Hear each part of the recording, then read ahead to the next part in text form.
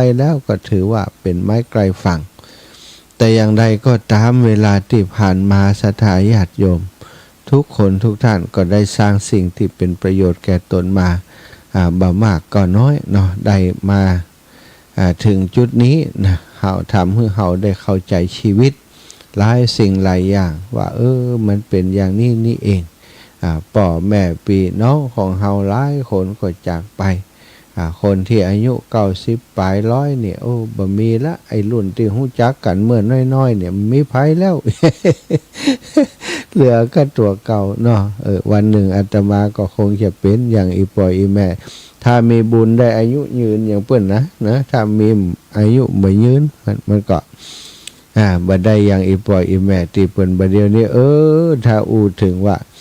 ออกเดินทางด้วยกันเป็นหมู่มาฮู้จักกันหมดสุดท้ายมาหายไปกำคน2คนคน2คนสุดท้ายมาเหลือก็เฮาอยู่ตั้งหน้าเหลียวพอตั้งหลังมีไผสักคนที่ฮู้จักนะเหลือแต่ตัวเอวได้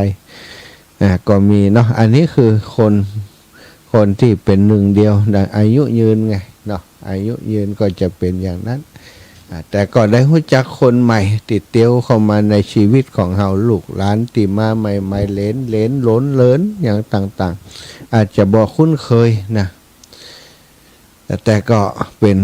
คนที่เฮามารู้จักใหม่ๆเนี่ยเอาละศรัทธาพบปะกันวันนี้ก่อนที่จะนำสารธรรมมาสนทนาอุจาก็ขอขอบคุณสถานี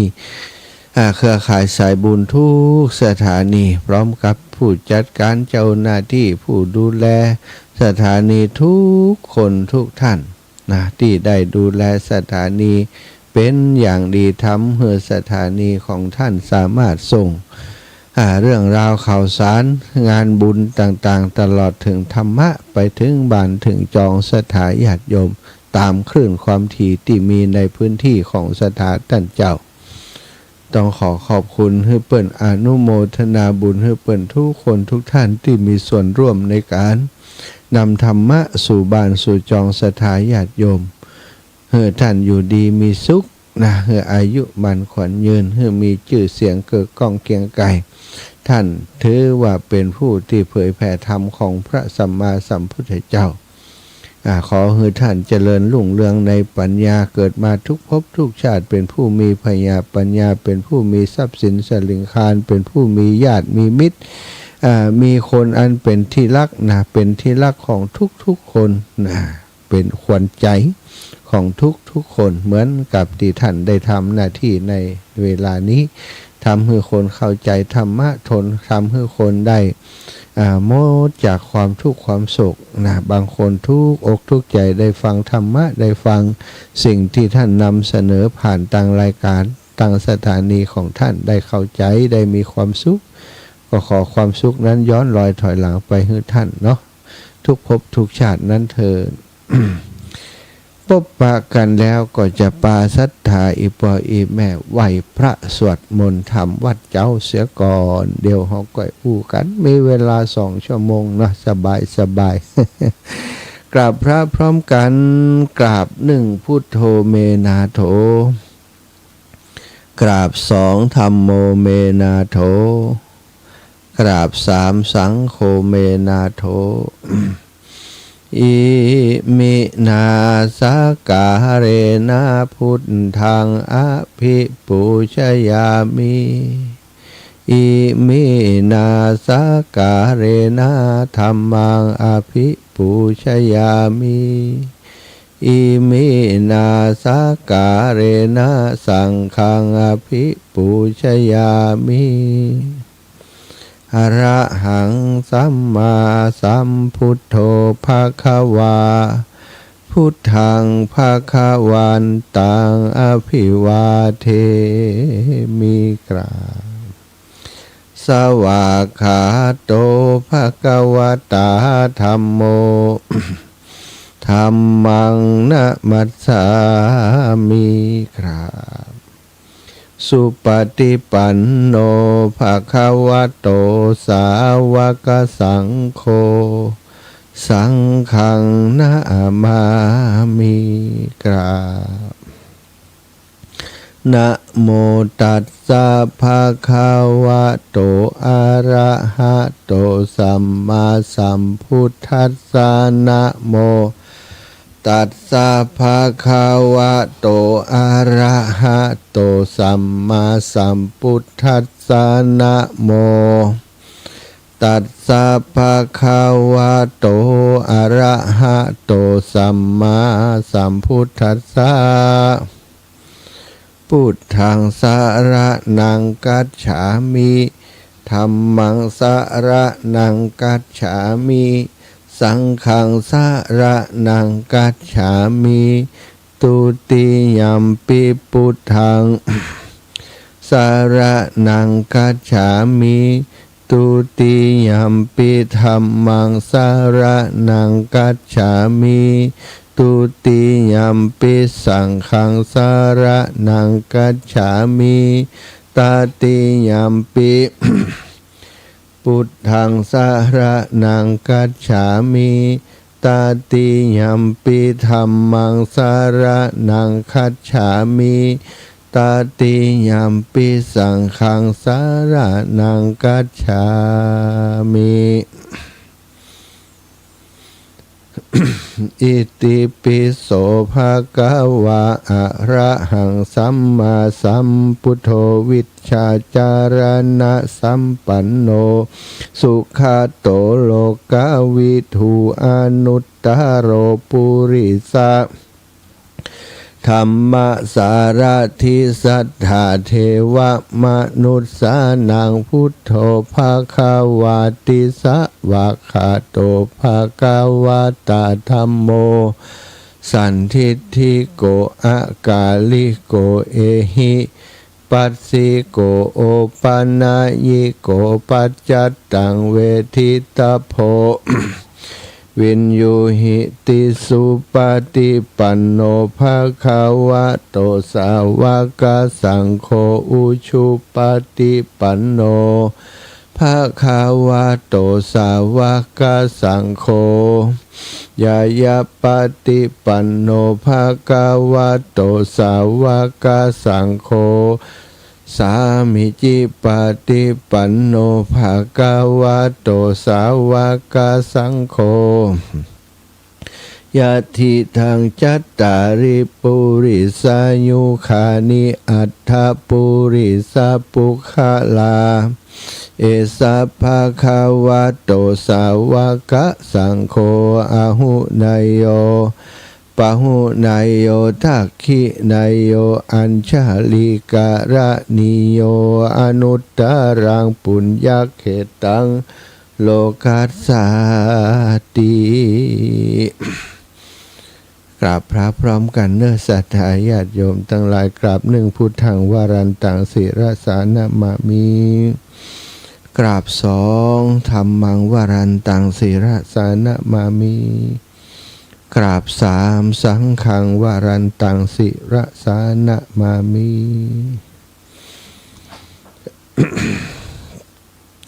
สัทธาญาติโยมไหวพระสวดมนต์ทำวัดเจ้าด้วยกันเรียบร้อยแล้วเนาะก็ต้องขออนุโมทนาบุญขอบคุณกับทุกคนทุกท่านที่ติดตามรับฟังรายการและทำกิจกรรมไหวพระสวดมนต์ด้วยกันลุงอารุณยามเจ้าของวันนี้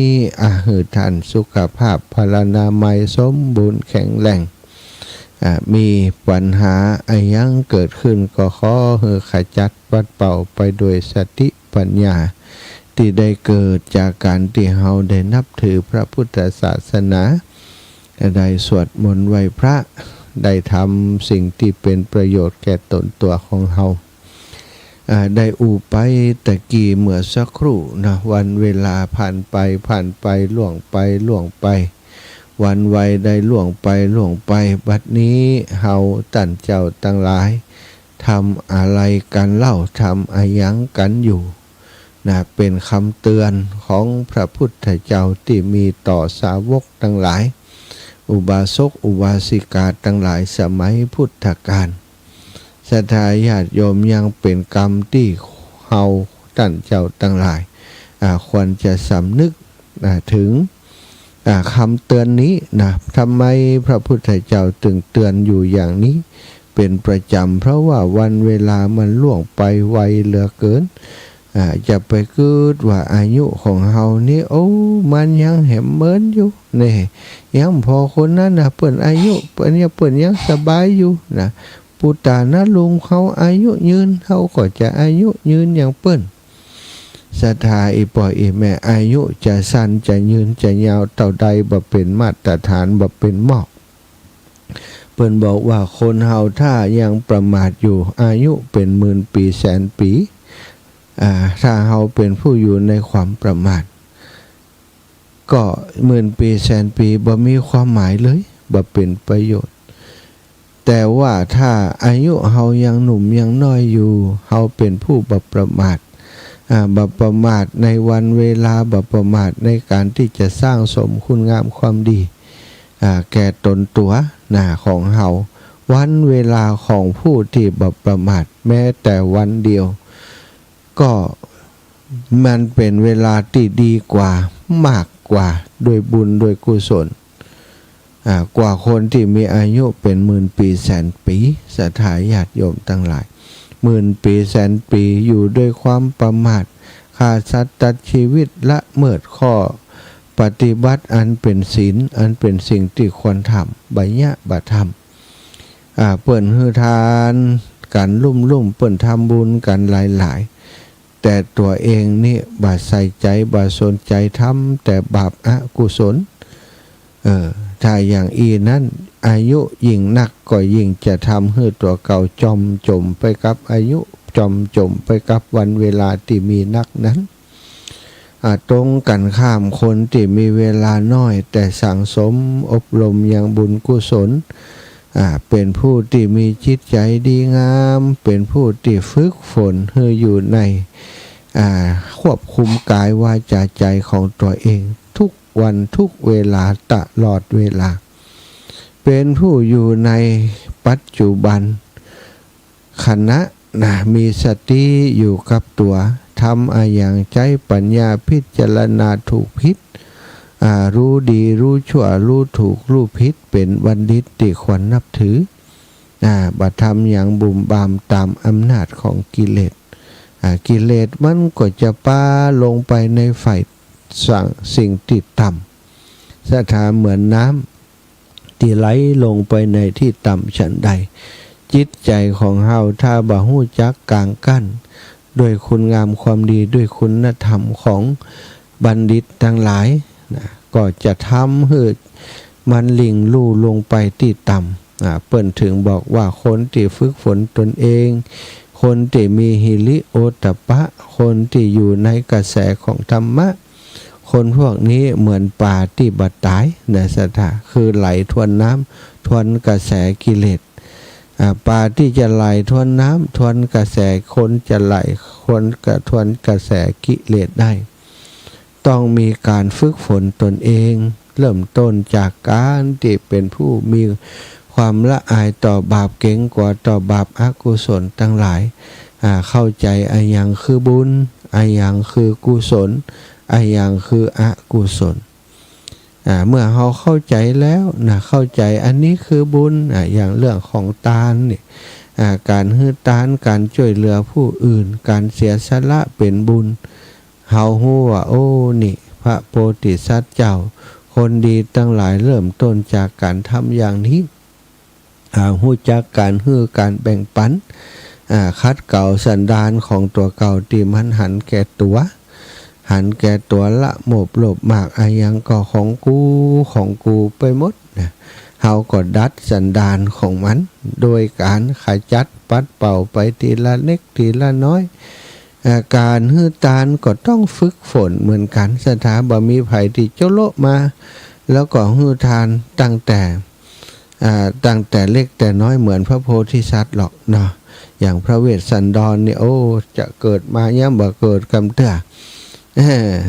ยังบ่เกิดกำเตื้อพี่น้องเจ้าบ้านเจ้าเมืองเปิ้นก็ฮู้จักฮื้อตานกันแล้วพอเกิดมาพอฮู้ความก็ตั้งลงทาน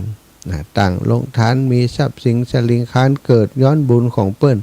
เอามาแบ่งปันเอามาฮื้อทานไปติ๊กๆนี่อันนี้พระเวสสันดรพระโพธิสัตว์ปางสุดท้ายชาติสุดท้ายแล้วก็หลายคนหลายท่านบ่ใจมีแต่องค์พระโพธิสัตว์เจ้าอย่างเดียวคนอื่นๆก็มีแฮมหลายคนที่เปิ้นรู้จักในการฮื้อทานอย่างโคสกะเศรษฐีก็ดีเศรษฐีสมัยก่อนเนี่ยสถาเปิ้นหุมฮื้อทานตั้งโฮงทานตั้งโฮงทานอยู่ที่บ้านที่จ้องที่ประตูเมืองพ่องอายังพ่องที่คนเปิ้นพลุกผ่านคนเตียวไปเตียวมานักเปิ้นตั้งโฮงทานสำหรับคนที่เปิ้นอดอยากเนาะอดอยากสมัยก่อนนี่อดอยากแต่นะสถาอดอยากบ่มีให้บ่มีนาเข้าป่าอาหารบ่มีกินเนี่ยก็อดอยากลำบากบางคนแม้กระทั่งปัจจุบันนี้โลกของเฮาใบนี้ที่เฮาอยู่กันศรัทธาอีป่อยอีแม่อาจจะบ่เคยหิวเลยนะหลายๆคนบนโลกใบนี้ที่อยู่กับเฮานี้ศรัทธาเกิดมาน้ำดื่มบ่เพียงพอ อาหารบ่เพียงพอเฮาจะหันภาพข่าวแต่ภาพข่าวอย่างนี้ไผบ่ค่อยนำเสนอต่อได้ศรัทธาแต่ความจริงก็คือสิ่งเหล่านี้มีอยู่บนโลกใบนี้ของเฮาเป็นความโหดร้ายของธรรมชาติที่เกิดขึ้นในโลกนี้นะบางโลกบางประเทศพื้นดินแห้งแล้งอยู่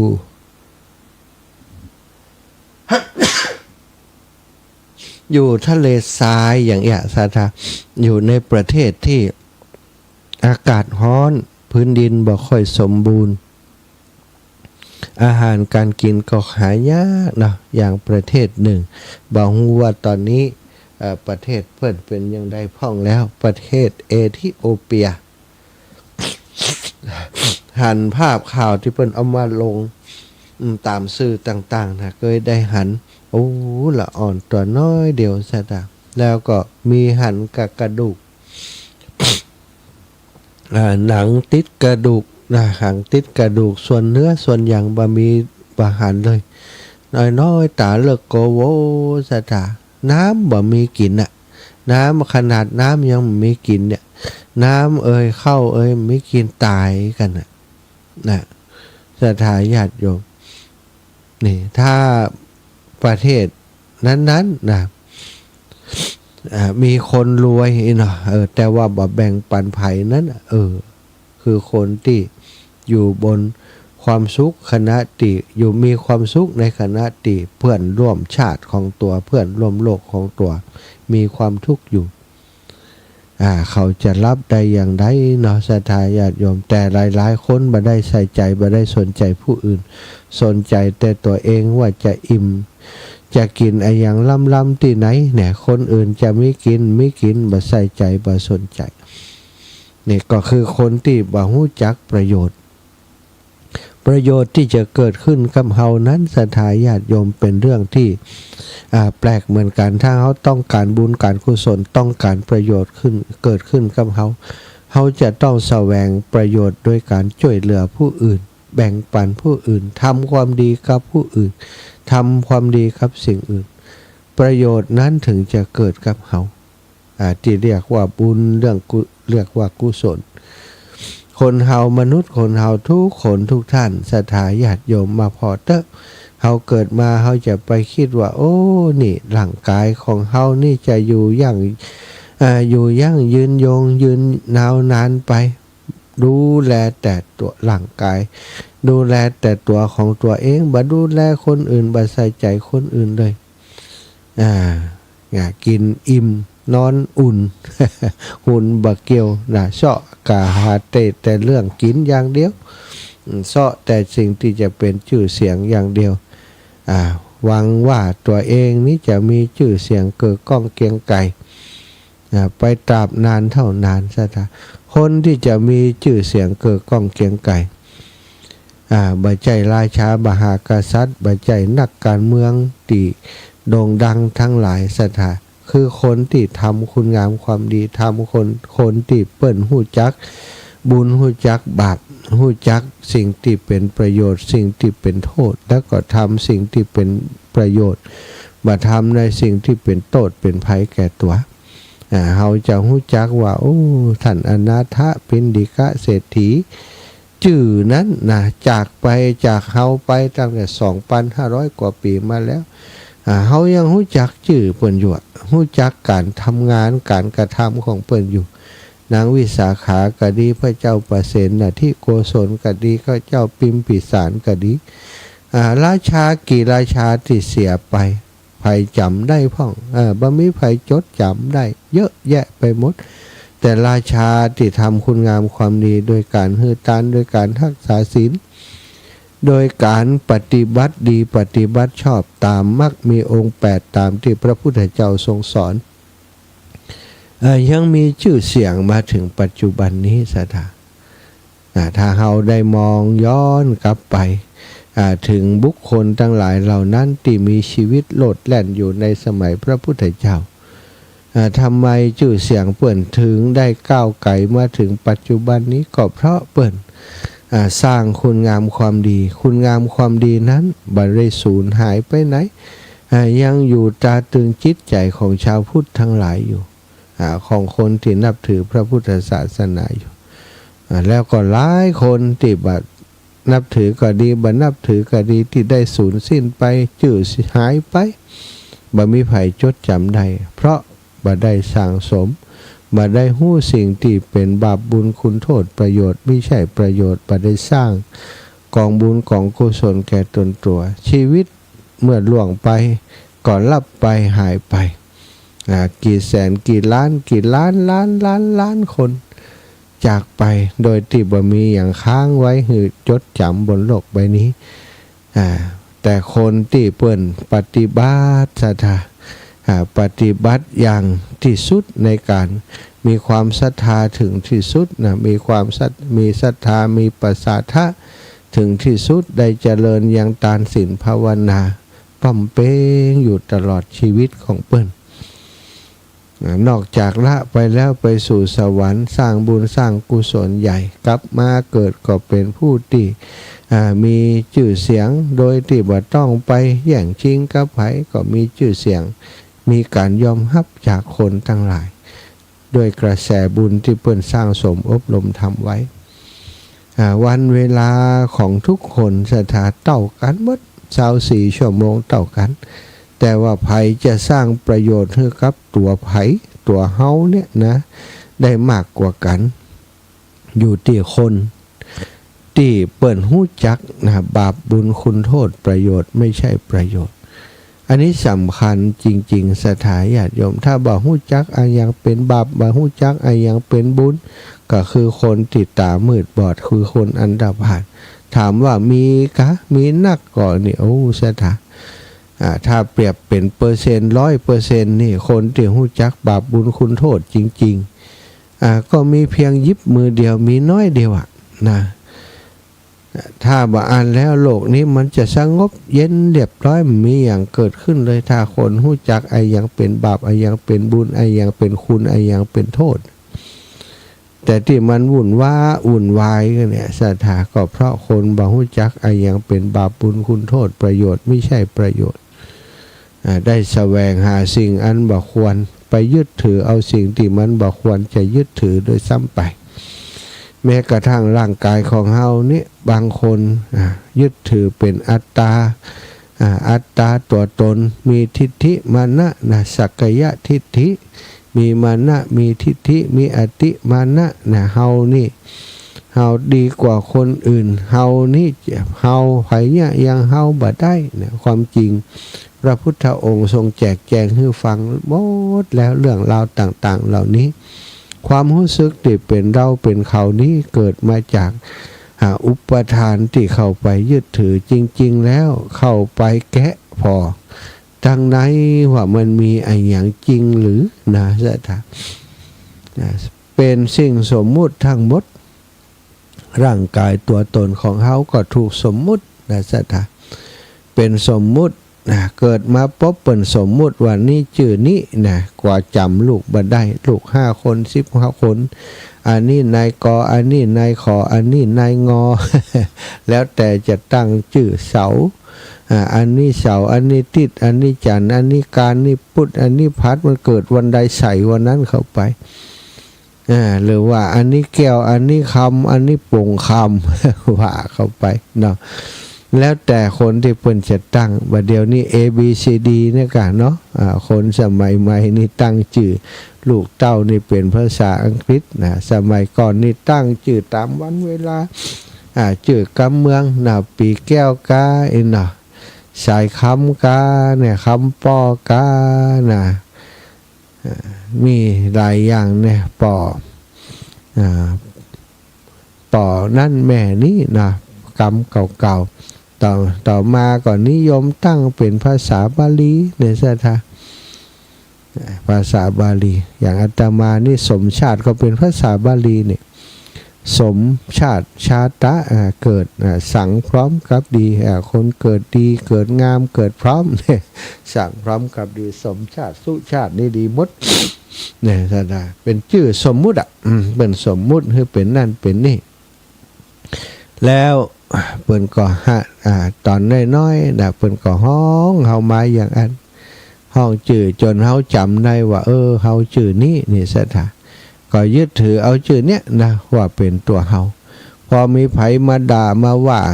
ชื่อนี้นะชื่อนี้ด่าเฮาต่อหน้าจีนาด่ามันด่าเฮานี่เนาะหรือว่าเปิ้นสรรเสริญเยินยอก็ใจฟูฟ่องว่าเปิ้นยอเฮาเป็นคนดีเฮาอย่างนู้นอย่างนี้นะ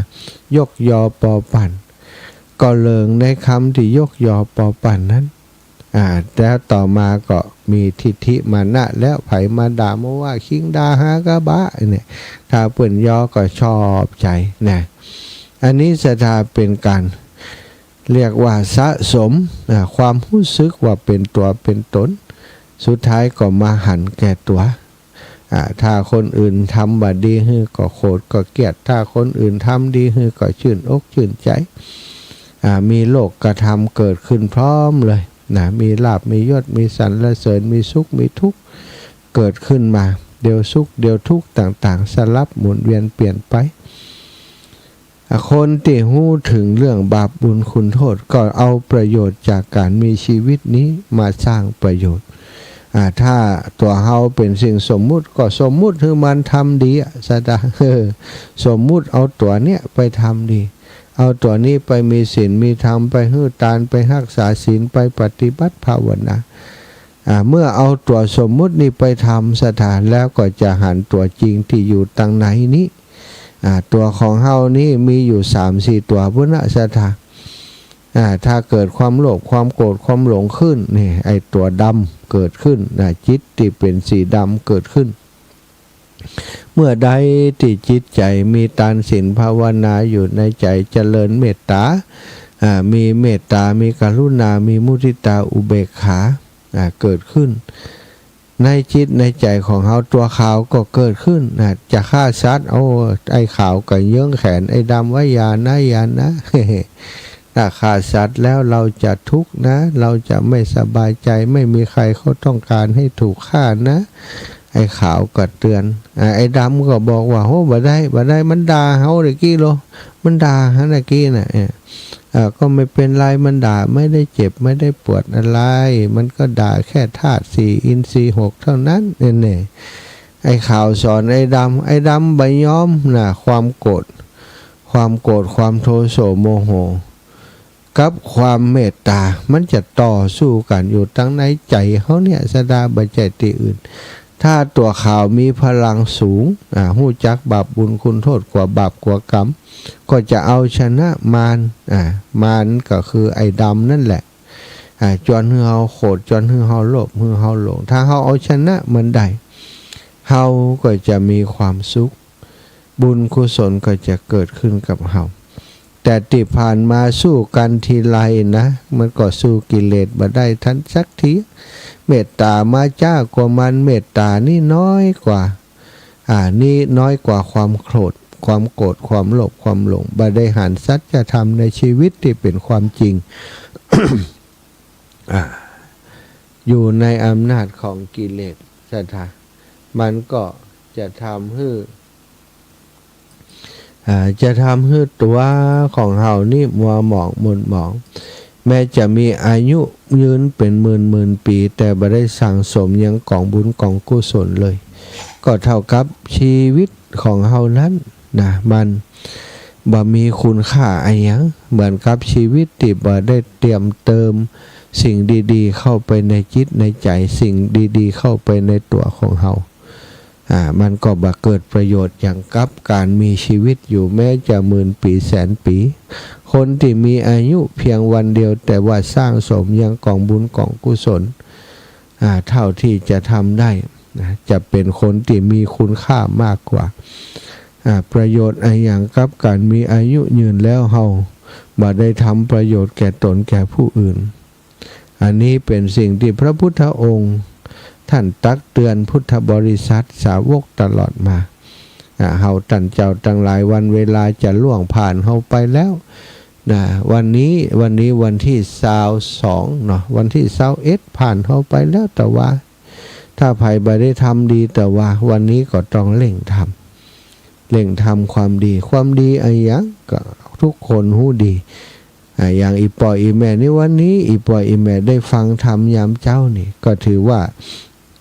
เป็นกองแห่งบุญแห่งกุศลเป็นทางแห่งบุญแห่งกุศลอาตมาได้สิ่งเหล่านี้หลายคนก็อาจจะตระหนักว่าจริงที่ผ่านมาเฮายังทำดีบ่ถึงที่สุดวันนี้จะเริ่มต้นแล้วก็ถือว่าเป็นนิมิตเป็นเครื่องหมายที่ดีที่เฮาจะต้องได้ทำเป็นคนดีทำหน้าที่ของคนดีต่อไปศรัทธาญาติโยมช่วงนี้นะที่วัดบรรพตสถิตเนี่ยมีข่าวดีจะบอกศรัทธาเนอะหลายคนก็อาจจะทราบมาแล้วพ่องเนาะขณะนี้เราจะมีสถานีวิทยุในเครือข่ายสายบุญของคลื่นสีขาวเพื่อชาวประชาเกิดขึ้นอีก1สถานีในจังหวัดลำปางของเราเป็นสถานีใหญ่เนอะสถาบันน้อยๆนะ ตั้งอยู่บนดอยเนี่ยวัดบรรพตสถิตนะได้รับอนุญาตจากกสทช.ให้ตั้งเสาสถานีได้ถึง60 เมตรที่ผ่านมาก็มีเสาอยู่เสาหนึ่งมีแค่30 เมตรกึ่งต่อกึ่งนะจ๊ะบัดเดี๋ยวนี้เปิดอนุญาตที่60 เมตรนะตั้งเสาใช้เวลาตั้งเสา2 วันสถาเสาหน้า8เสาหน้าใหญ่เลยละหน้า8นะสูง60 เมตรจิ้ววิวสถา30 เมตรอาตมาก็ว่าสูงอันนี้ตั้งขึ้นไป60 เมตรกึ่งต่อกึ่งกับเสาเก่าคลื่นสถานีถ้าวันออกอากาศเนาะบ่แน่ใจว่าเปิ้นจะอนุมัติคลื่นไหนแต่ว่าทราบว่าตอนนี้คลื่นเดิมของวิทยาลัยสงฆ์นครลำปางเปิ้นขอย้ายพื้นที่ไปที่อำเภอเกาะขาจะต้องไปเอาคลื่นใหม่ที่ในพื้นที่ของอำเภอเกาะขาเปิ้นจะจัดสรรความถี่ต่อใดยังบ่แน่ใจเตื้อสำหรับของวิทยาลัยสงฆ์นครลำปางที่ศรัทธาถ้าอยู่ลำปางฟังอยู่ในคณะนี้ 106.50 เมกะเฮิรตซ์เป็นเรียกว่าเป็นคลื่นสัญญาณที่เปิดอนุญาตในพื้นที่เขตอำเภอเมืองแต่ถ้าเป็นอำเภอออกไปทางนอกนะก็จะเป็นอีกคลื่นความถี่หนึ่งเมื่อได้ขอย้ายสถานที่ไปตั้งที่วิทยาลัยสงฆ์นครลำปางที่เกาะขาก็จะต้องไปเสาะคลื่นทั้งปุ้นนะเท่ากับว่าคลื่น 106.50 ยังว่างอยู่ดังแต่วันที่1นี้จะว่างนะแล้วก็บัดแน่ถ้ากสทช.เปิ้น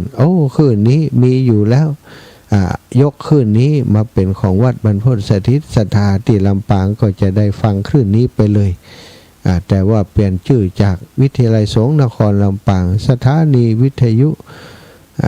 กลายเป็นสถานีวิทยุพระพุทธศาสนาวัดบรรพตสถิตเนี่ยศรัทธาตอนนี้ขั้นตอนการดำเนินการจากขออนุญาตต่างๆขออนุญาตวิทยุการบินขออนุญาตพื้นที่ท้องถิ่นอบต.ในพื้นที่ขอใจสถานที่ต่างๆ ดำเนินการเรียบร้อยแล้วนะติดตั้งเสาสัญญาณติดตั้งสายส่งสัญญาณติดตั้งเบนะรับสัญญาณเรียบร้อยไปแต่ว่าและวันนี้ก็จะจำเครื่องติดตั้งเครื่องที่จะเอามาส่งกระจายเสียงให้พี่น้องต่างลำปางตลอดถึงติดตั้งแอร์ระบบอย่างต่างๆในห้องส่งสัญญาณก็ใช้เวลาอีกประมาณ4-5 วันก็จะดำเนินการเสร็จเรียบร้อยในกสทช.อนุมัตินั้นจะเริ่มออกสัญญาณออกอากาศได้ตั้งแต่วันที่1 มกราคมก็คงจะเป็นอีกข่าวดีหนึ่งเนาะที่ศรัทธาผู้สนใจใฝ่ในการฟังน้ำฟังธรรมจะได้มีสถานีเพิ่มขึ้นมาอีก1 สถานีที่จังหวัดลำปางของเราและเป็นสถานีเพื่อพระพุทธศาสนาโดยเฉพาะเนอะศรัทธาก็จะมีรายการธรรมะนะเกี่ยวโยงกับคลื่นสีขาวก็เชื่อมสัญญาณกันตลอดนะเปิ่นก็เฮาก็เปิ่นนะเอาสิ่งที่เป็นประโยชน์มาแชร์มาแบ่งปันกันเนาะอันนี้แจ้งให้ศรัทธาญาติโยมได้รับทราบแล้วก็ในการตั้งสถานีนั้นนะก็ได้สถานีของเฮาวัดของเฮาก็บ่ได้เป็นวัดที่ร่ำรวยหยังศรัทธา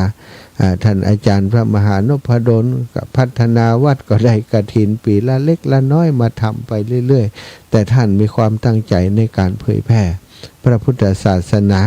มีความพยายามที่จะตั้งสถานีวิทยุเพราะหันประโยชน์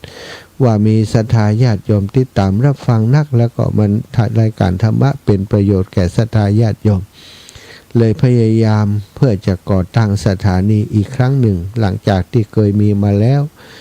แล้วก็การบริหารจัดการอย่างต่างๆท่านทำคนเดียว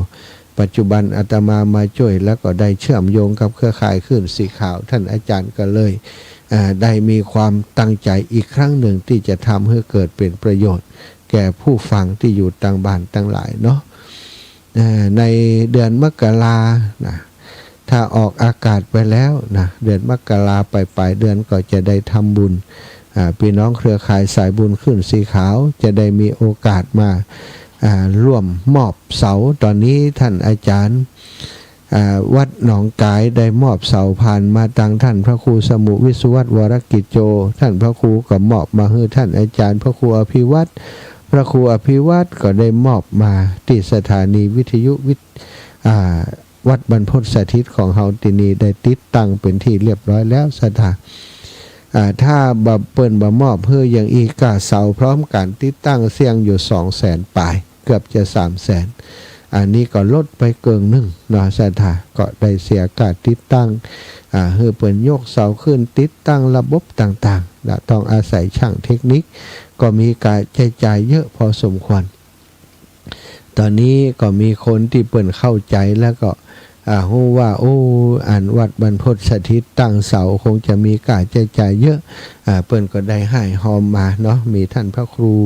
อภิวัฒนวิกรมได้ถวายปัจจัยมาเป็นต้นทุนแรกเป็น3,300 บาทแม่จันเรือนใสนะเปิ้นทำบุญวันเกิดวันที่1 มกราคมที่จะถึงตั้งหน้าถวายปัจจัยมา500 บาทเข้ากองทุนก่อตั้งนะสถานีแม่พัดวงพรมสาย1,000 บาทแม่ยาพัดวงพรมสายบ้านหนองยาง 1,000 บาทแม่สมคิดราชบุรุษ500 บาทร้านต่องลาดนาแม่ตอมแก้วกันท่าพังนะบ้านแพะหนองแดง100 บาทอันนี้แม่หอมก๋วยเตี๋ยวแหม100ก๋วยเตี๋ยวที่อาตมาจะไปทำโรงทานที่วัดที่ตั้งธรรมหลวงของวิทยาลัยสงฆ์นครลำปางเนาะแม่บุญนาคชัยธนุนะ 1,000 บาทแม่สมจิตใจเย็น200 บาทและแม่สมจิตก็ถวายดินแห่ง300 บาทตะวานี้ก็มีญาติโยมมาทำบุญโยมแม่ครูอริพันธ์ศรีวิริยะใหม่กับลูกสาวเนาะได้มาทำบุญที่นี่อาตมาก็จะเอาร่วมกองทุนนี้แหม1,200 บาทแล้วก็โยมแม่มีโยมแม่จากสันทรายนะแม่อำพรบุญหมื่นร่วมบุญ ในการตั้งสถานีเพิ่นถวายปัจจัยส่วนตัวอาตมามานะอาตมาก็ว่าเอามาเข้ากับกองทุนนี้เพื่ออีแม่จะได้บุญตัวนะ3,000 บาทแต่ว่านี้นะก็ต้องขออนุโมทนาบุญขอบคุณเนอะศรัทธาญาติโยมที่อยู่เบื้องหลังการทำงานของอาตมาและก็ติสนับสนุนมาแม่บัวไข่กิ่งก้ามบ้านต้าร่วมทำบุญอะไรอย่างแม่บัวไข่กิ่งก้ามร่วมทำบุญก๋วยเตี๋ยว50 บาทนะ50 บาทเจ้าร่วมกัน250 บาทรวมกันแล้วเป็น250น้องไหมบ้านตาร่วมทำบุญก๋วยเตี๋ยวแฮม100 บาทน้องสมจิตแจ้งมาแม่บุญตาเทียนชัยร่วมบุญก๋วยเตี๋ยวแฮม100 บาท3 รายนี้เป็น250เนาะอนุโมทนาบุญเอาละศรัทธาจะเปิดสายศรัทธาญาติโยมโทรเข้ามาในช่วงแรกนี้สัก10 นาทีเนาะฟังเสียงฟังสายจากทางบ้านอยู่ฟังอยู่ก็พี่น้องเมืองน่านพี่น้องเมืองน่านพี่น้องตังเมืองน่านเมืองแป่เมืองไผ่เยาเมืองเจียงใหม่เมืองละปูนเมืองลำปางฟังอยู่ก่อเมืองเชียงใหม่เนาะ08084730808844173173เนอะโทรมามา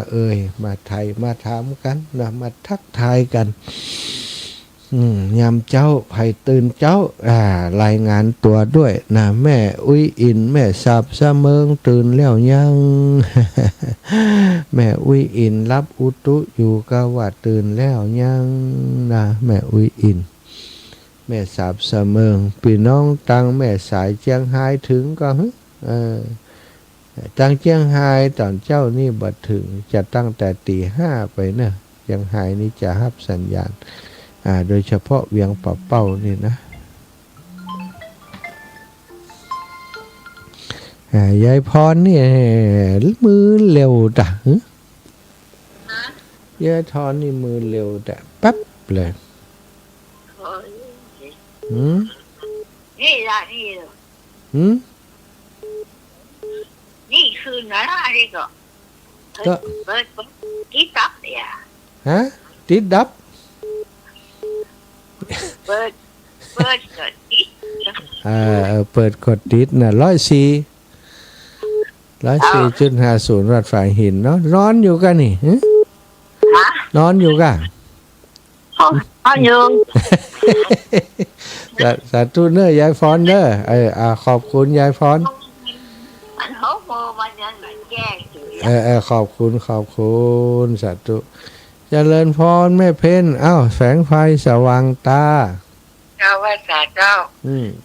ไว้สว่างตาแสงธรรมะสว่างใจสว่างตาได้แสงไฟสว่างใจได้แสงธรรมเจ้าฟองชัดเจนด้วยใจท่านมาหาเด้อถ้ามาหาปฏิทินนะมาดาเจ้าหลวงปู่ยังมาถึงเฮาคำแต่วันที่25ถ้าจะมาละปีนี้ถ้าจะไล่แจกให้หมดแม่เฮ้ยแล้วก็รายงานมาเด้อเจ้าแม่จะหลายนะเจ้าเจ้าเจริญพรพี่น้องเมืองปานแจ่ซ่อนแม่คำนวณกำลังแข็งเจ้าสาธุเจ้าแม่จะได้คิดกว่าจ้าได้ยังได้ยินกว่าจ้าถ้าตั้งสถานีใหม่น่าจะถึงบ้านเฮาอยู่นะเพราะว่าสูงขนาดนี้แม่จ้าได้ยินทั้งวันนี่ท่านมหาจัดรายการแม่มันได้ยินนะเพราะว่าพอเนอร์ดิมดีถึงแจ่โฮมถึงเมืองปันแบบนี้ถ้าจะถึงอยู่เนาะเสา60 เมตรหันหน้าไปทางพุ่นหันเบ้ไปทางพุ่นเดี๋ยวนี้นะจ้าตุขอไปบุญยินเด้อากาวัตวาไปเยี่ยมปอคำนะปอคำของป้าหมอน่ะบ่สบายอยู่โรงพยาบาลก็อาการอะไรอยู่ปอคำปอคำแฟนของแม่หมอสะอาดนะอยู่นี่กันโรงพยาบาลศูนย์กะจะโรงพยาบาลศูนย์จันทกอีกไหมแกเท่าแล้วเนาะน่ะแกอายุหนักละกลับไปให้กำลังใจเพิ่นตะว่าเจ้า บุญรักษาแม่เนอะอยู่ดีมีสุขแม่เจ้ากับไอ้สาเจ้าสาธุสาธุแม่คำนวณดินดำนะแล้วเมืองปานนี่ก็ฟังกันเยอะเนอะโยมแม่จมเสียงเบาไปนิดท่านอาจารย์ใหญ่บอกเสียงเบาไปนิดอาตมากำลังหามาพอเนาะเพิ่มเสียงขึ้นละ เสียงเบาไปนิดนี่เนาะกำลังมาหันเนอะไม่อยากแก้วกาดปวงล่ะติดต่อมาไม่อยากแก้วขอบคุณครับอาจารย์กราบขอบคุณในเมตตาพระอาจารย์ครับแม่แก้วบ้านกาดโปงเอาโทรมาใหม่แม่อยากแก้วกาดโปงตื่นจัดเจ้าโลนี่แม่อยากเล็กปาวลีฟังอยู่เนอะตื่นเจ้าเหมือนกันหมู่นี้แฟนคลับนี่รับเด็กลูกเจ้านะ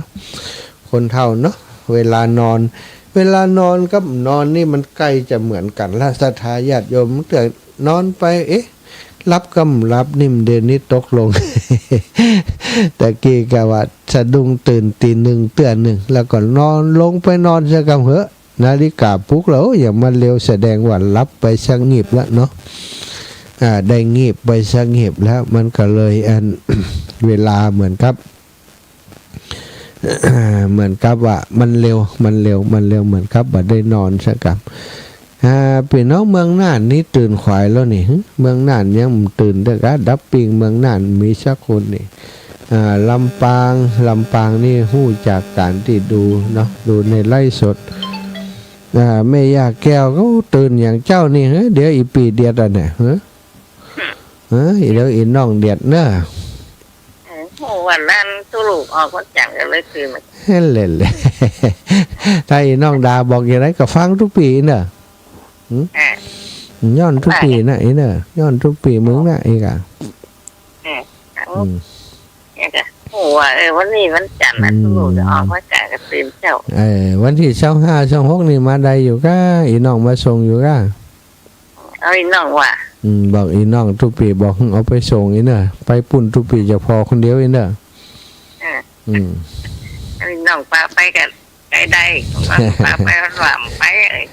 เอ็มตะไคร้อยู่ไหนในหัวใจมาท่านมดเนี่ยไปไหนใจท่านมดหน่อยนะมันถึงป้ามาอีล่ะจ้าแอนคู่ลูกเหมือนละนั่นกันแล้วปิงนึกว่าลืมกันไปแล้วก้ามเดี๋ยวนี้จำเบิ้มได้แล้วก้าอย่างลืมนี่บ่ลืมพังเหมือนกันนะไม่ลืมจมงอ่ะไม่ลืมกะไม่ลืมไรจะไหนตัวลูกมีคนเดียวไม่ลืมไรจะสาธุบุญทักษาแม่นะสาธุค่ะแม่นวลยอดคำปันพี่น้องกำแพงหินก็ลูกเจ้าโลนี่ยังว่าลูกแล้วเจ้าเราไปเก็บกาแฟวันนี้แหมแล้วไปถึงบ้านช่วงนี้ออกนักกะแม่ออกนักก็กาแฟเจ้าลูกนักแล้วกิโลต่อได้แม่เก็บแม่ได้วัน40ปลาย41 42 43แม่กิโลต่อหืมเดี๋ยวกิโล10 บาทครับ10 บาท40ปลาย400ปลายเนาะครับแต่เข้าบ้านมาก็กว่า5 โมงวันเนอะ400ปลายคนเท่าได้400ปลายมันธรรมดาแล้วนี่ดีแล้วเนาะไก่เนี่ยไฟเนอะจะเกี่ยวกับว่านาเพื่ออาบน้ำอาบน้องก็พกบ่าย7 โมงเลยเลยเป็นตาดิมวนเนาะบางคนขอช่วยเอาก็มีจากการแม่เอาผ้าใส่ทั้งปืนเราขยาวมีอ่ะถ้าว่าเอาช่วงนี้ก็อันสักวันคงมีแล้วนะใจเนาะใจเอาอย่าก่อนเนาะเป็นบางช่วงเนาะจ้าบุญทักษาแม่เนอะเจ้าแม่บุญทักษาเจ้าสาธุเจ้าพี่น้องต่างเมืองน่านต้องตื่นขวายด่ะ มาสักสายพักเสียงก่อนเนอะพักสายก่อนนะเดี๋ยวไปพบปะกันใหม่ในช่วงที่2นะตี4ถึงตี5เนี่ยช่วงนี้ก็ฟังเพลงสารธรรมสักเล็กน้อยนะพอได้พักเสียงพักสายสักคำ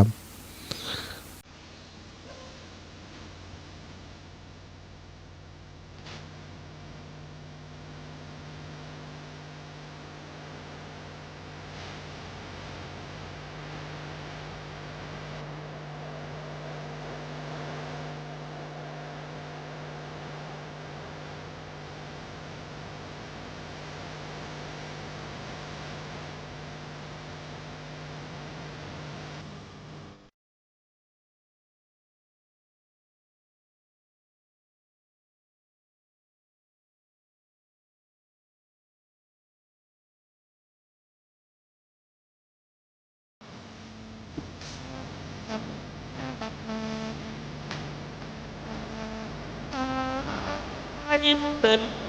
มาได้ไม่ไอ้คุณไปแล้วใคร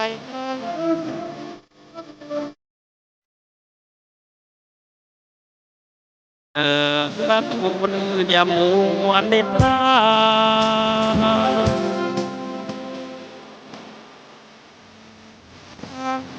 การเสียด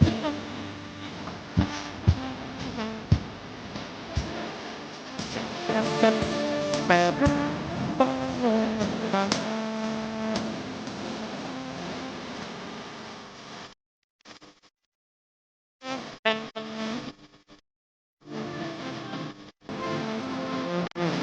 ตื่นขึ้นมาให้ใจแน่แน่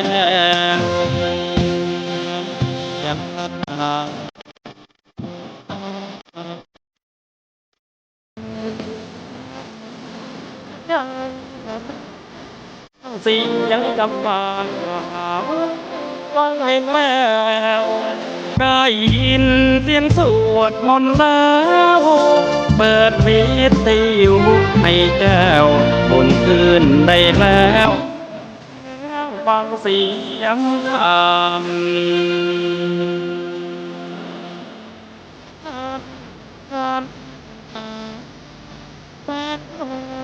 จับนับจากฟ้าเม็ดน้ำ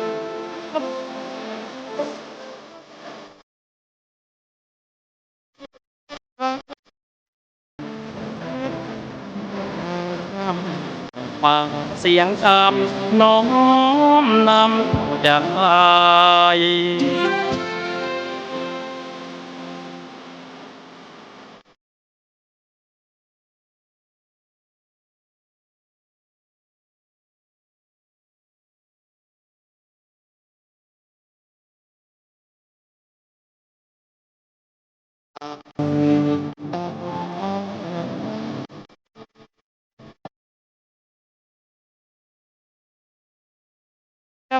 ยังคำการผ่านวังเวงแล้วได้ยินเสียงสวดมนต์แล้วเปิดวิทยุ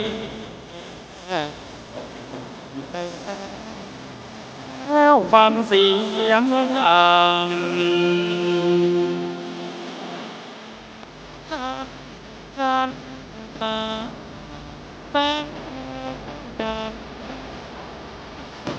ต้องนับจากฟ้าเอ็ด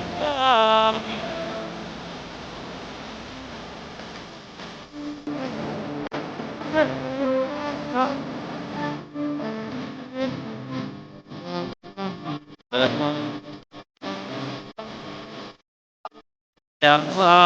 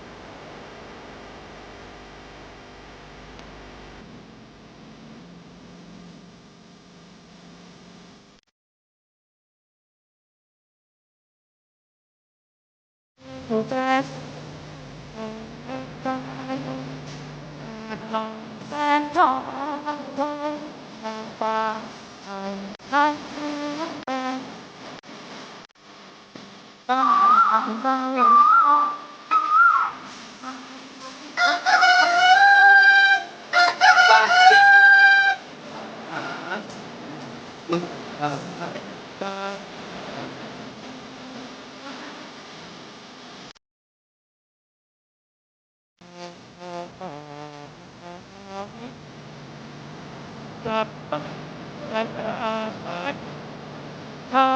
จะติด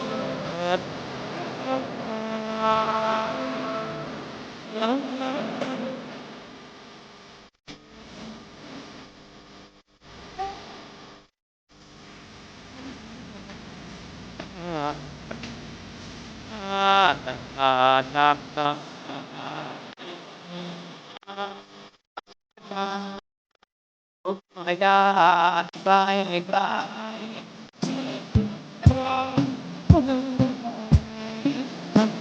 มาใจฮะมาตาตาตา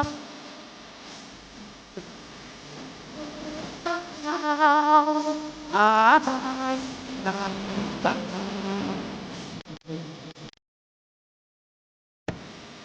พระเจ้าเอากับฉันได้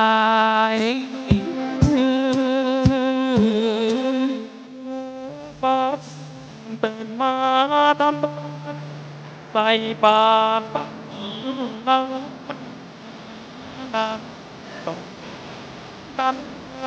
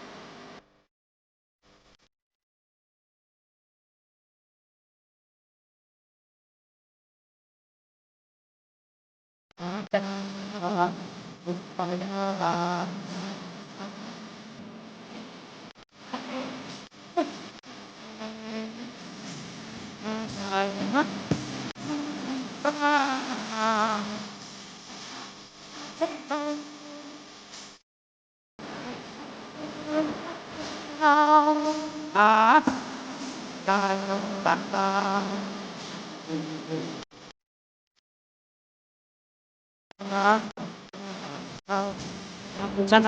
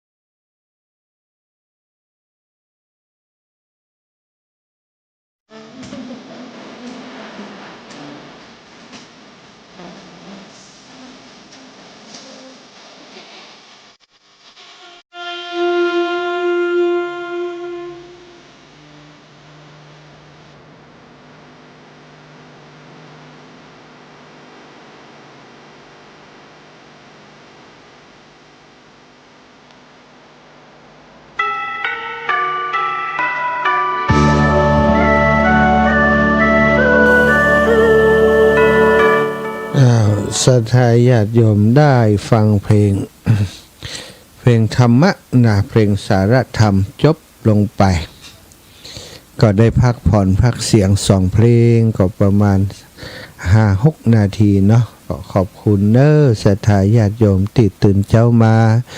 หมุนคลื่นมารับฟังรายการธรรมะจากคลื่นสีขาวครอบครัวคลื่นสีขาวของเฮาพี่น้องต่างเมืองน่านพี่น้องต่างเมืองแปะพี่น้องลำปางลำพูนเชียงใหม่นะเชียงรายบางส่วนที่ได้รับฟังกันอยู่ในขณะนี้หลายคนหลายท่านก็ตื่นมาทำกิจกรรมการงานแล้วไปนาทำน้ำกาของขายเป็นไปกาดนะอยู่ตลาดก็ฟังธรรมะไปตัวบางพ่องตื่นเช้ามาเวลานี้คือลุกจากที่นอนมาทำนู่นทำนี่นะทำนึ่งข้าวเป่าไฟเนี่ยอย่างไปครอบแคบตามภาษาคนที่สูงวัยอายุมากแล้วเนาะสถา บางคนก็ยังบ่ลุกแต่หนาวอยู่อาจารย์เอ้ยอากาศเย็นแฮมแล้วหนาวแฮมแล้ว หลายคนก็เป็นหวัดเป็นไอเป็นไข้เป็นเมื่อยเนอะรักษาสุขภาพช่วงนี้อากาศสลับไปมาเดี๋ยวก็ร้อนเดี๋ยวก็หนาวกลางวันร้อนนะตอนเย็นก็เริ่มจะเย็นลงแล้วตอนเช้าก็อากาศก็หนาวนะสถาหนาวเย็นเจ้ามาก็มีหมอกลงหมอกลงนะแต่ละเจ้านี่ปัดโทเนาะบางเถื่อไปบินทบาทนี่หมอกเหมยตกลงมาเป็นสายสถานลูกหัวนี่เย็นนะต้องใส่หมวกไปตัวนะเนื่องจากว่าอากาศแต่ละวันมันเปลี่ยนหลายคนก็เป็นหวัดเป็นไอต้องดูแลตัวเองดูแลสุขภาพกันดีๆเนาะให้ร่างกายมันอบอุ่นเนอะร่างกายมันอบอุ่นเข้าไว้นะจะไปให้มันหนาวมันเย็นแล้วก็เป็นไข้เป็นหวัดเป็นเตื้อหนึ่งนี่บ่เป็นตาดีย่ามซะท่า2 เดือนก็บ่หายโอ้โหเนาะบางคนนี่ลำบากฉะนั้นอย่าให้มันได้เจ็บได้เป็นโดยเฉพาะที่อายุหนักแล้วนี่สถาเฮ้ยไข้เมื่อยมันบ่เหมือนปกติบ่เหมือนเดิมบัดเดี๋ยวนี้มันเป็น ไวรัสเนาะไวรัสสายพันธุ์อย่างพวกสายพันธุ์ สายพันธุ์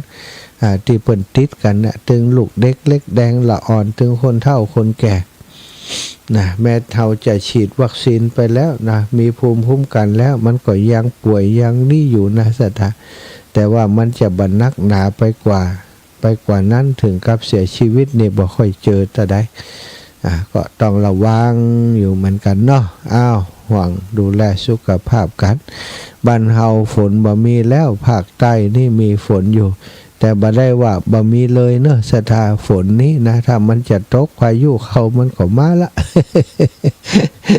เราฟังกรมอุตุนิยมวิทยาเปิ่นเตือนมากันแล้วกันนะก่อนที่จะไปเรื่องสารธรรมขออนุญาตเปล่าประกาศข่าวสารงานบุญเนอะที่วิทยาลัยสงฆ์นครลำปางเนาะสถานทุกปีเปิ่นจะมีประเพณีในการตั้งธรรมหลวงนะตั้งธรรมหลวงในช่วงพรรษาปกติจะเป็นช่วงพรรษาออกพรรษาแล้วหรือว่าอยู่ในช่วงเนี้ยนะแต่ว่าทางวิทยาลัยสงฆ์ได้กิจกรรมมันเยอะนะสถานกิจกรรมหลายสิ่งหลายอย่าง การตั้งธรรมหลวงส่วนใหญ่ก็จะเอามาทำช่วงท้ายๆปีหรือว่าต้นปีปีนี้ก็ได้เลิกเบิกฟ้าในวันที่25-26ที่จะถึงนี้ได้ตั้งธรรมหลวงที่ ส่งท้ายปีนะส่งท้ายปีคือเจ้าลำปางได้ทำบุญส่งท้ายปีตอนส่งท้ายปีเก่าต้อนรับปีใหม่วันที่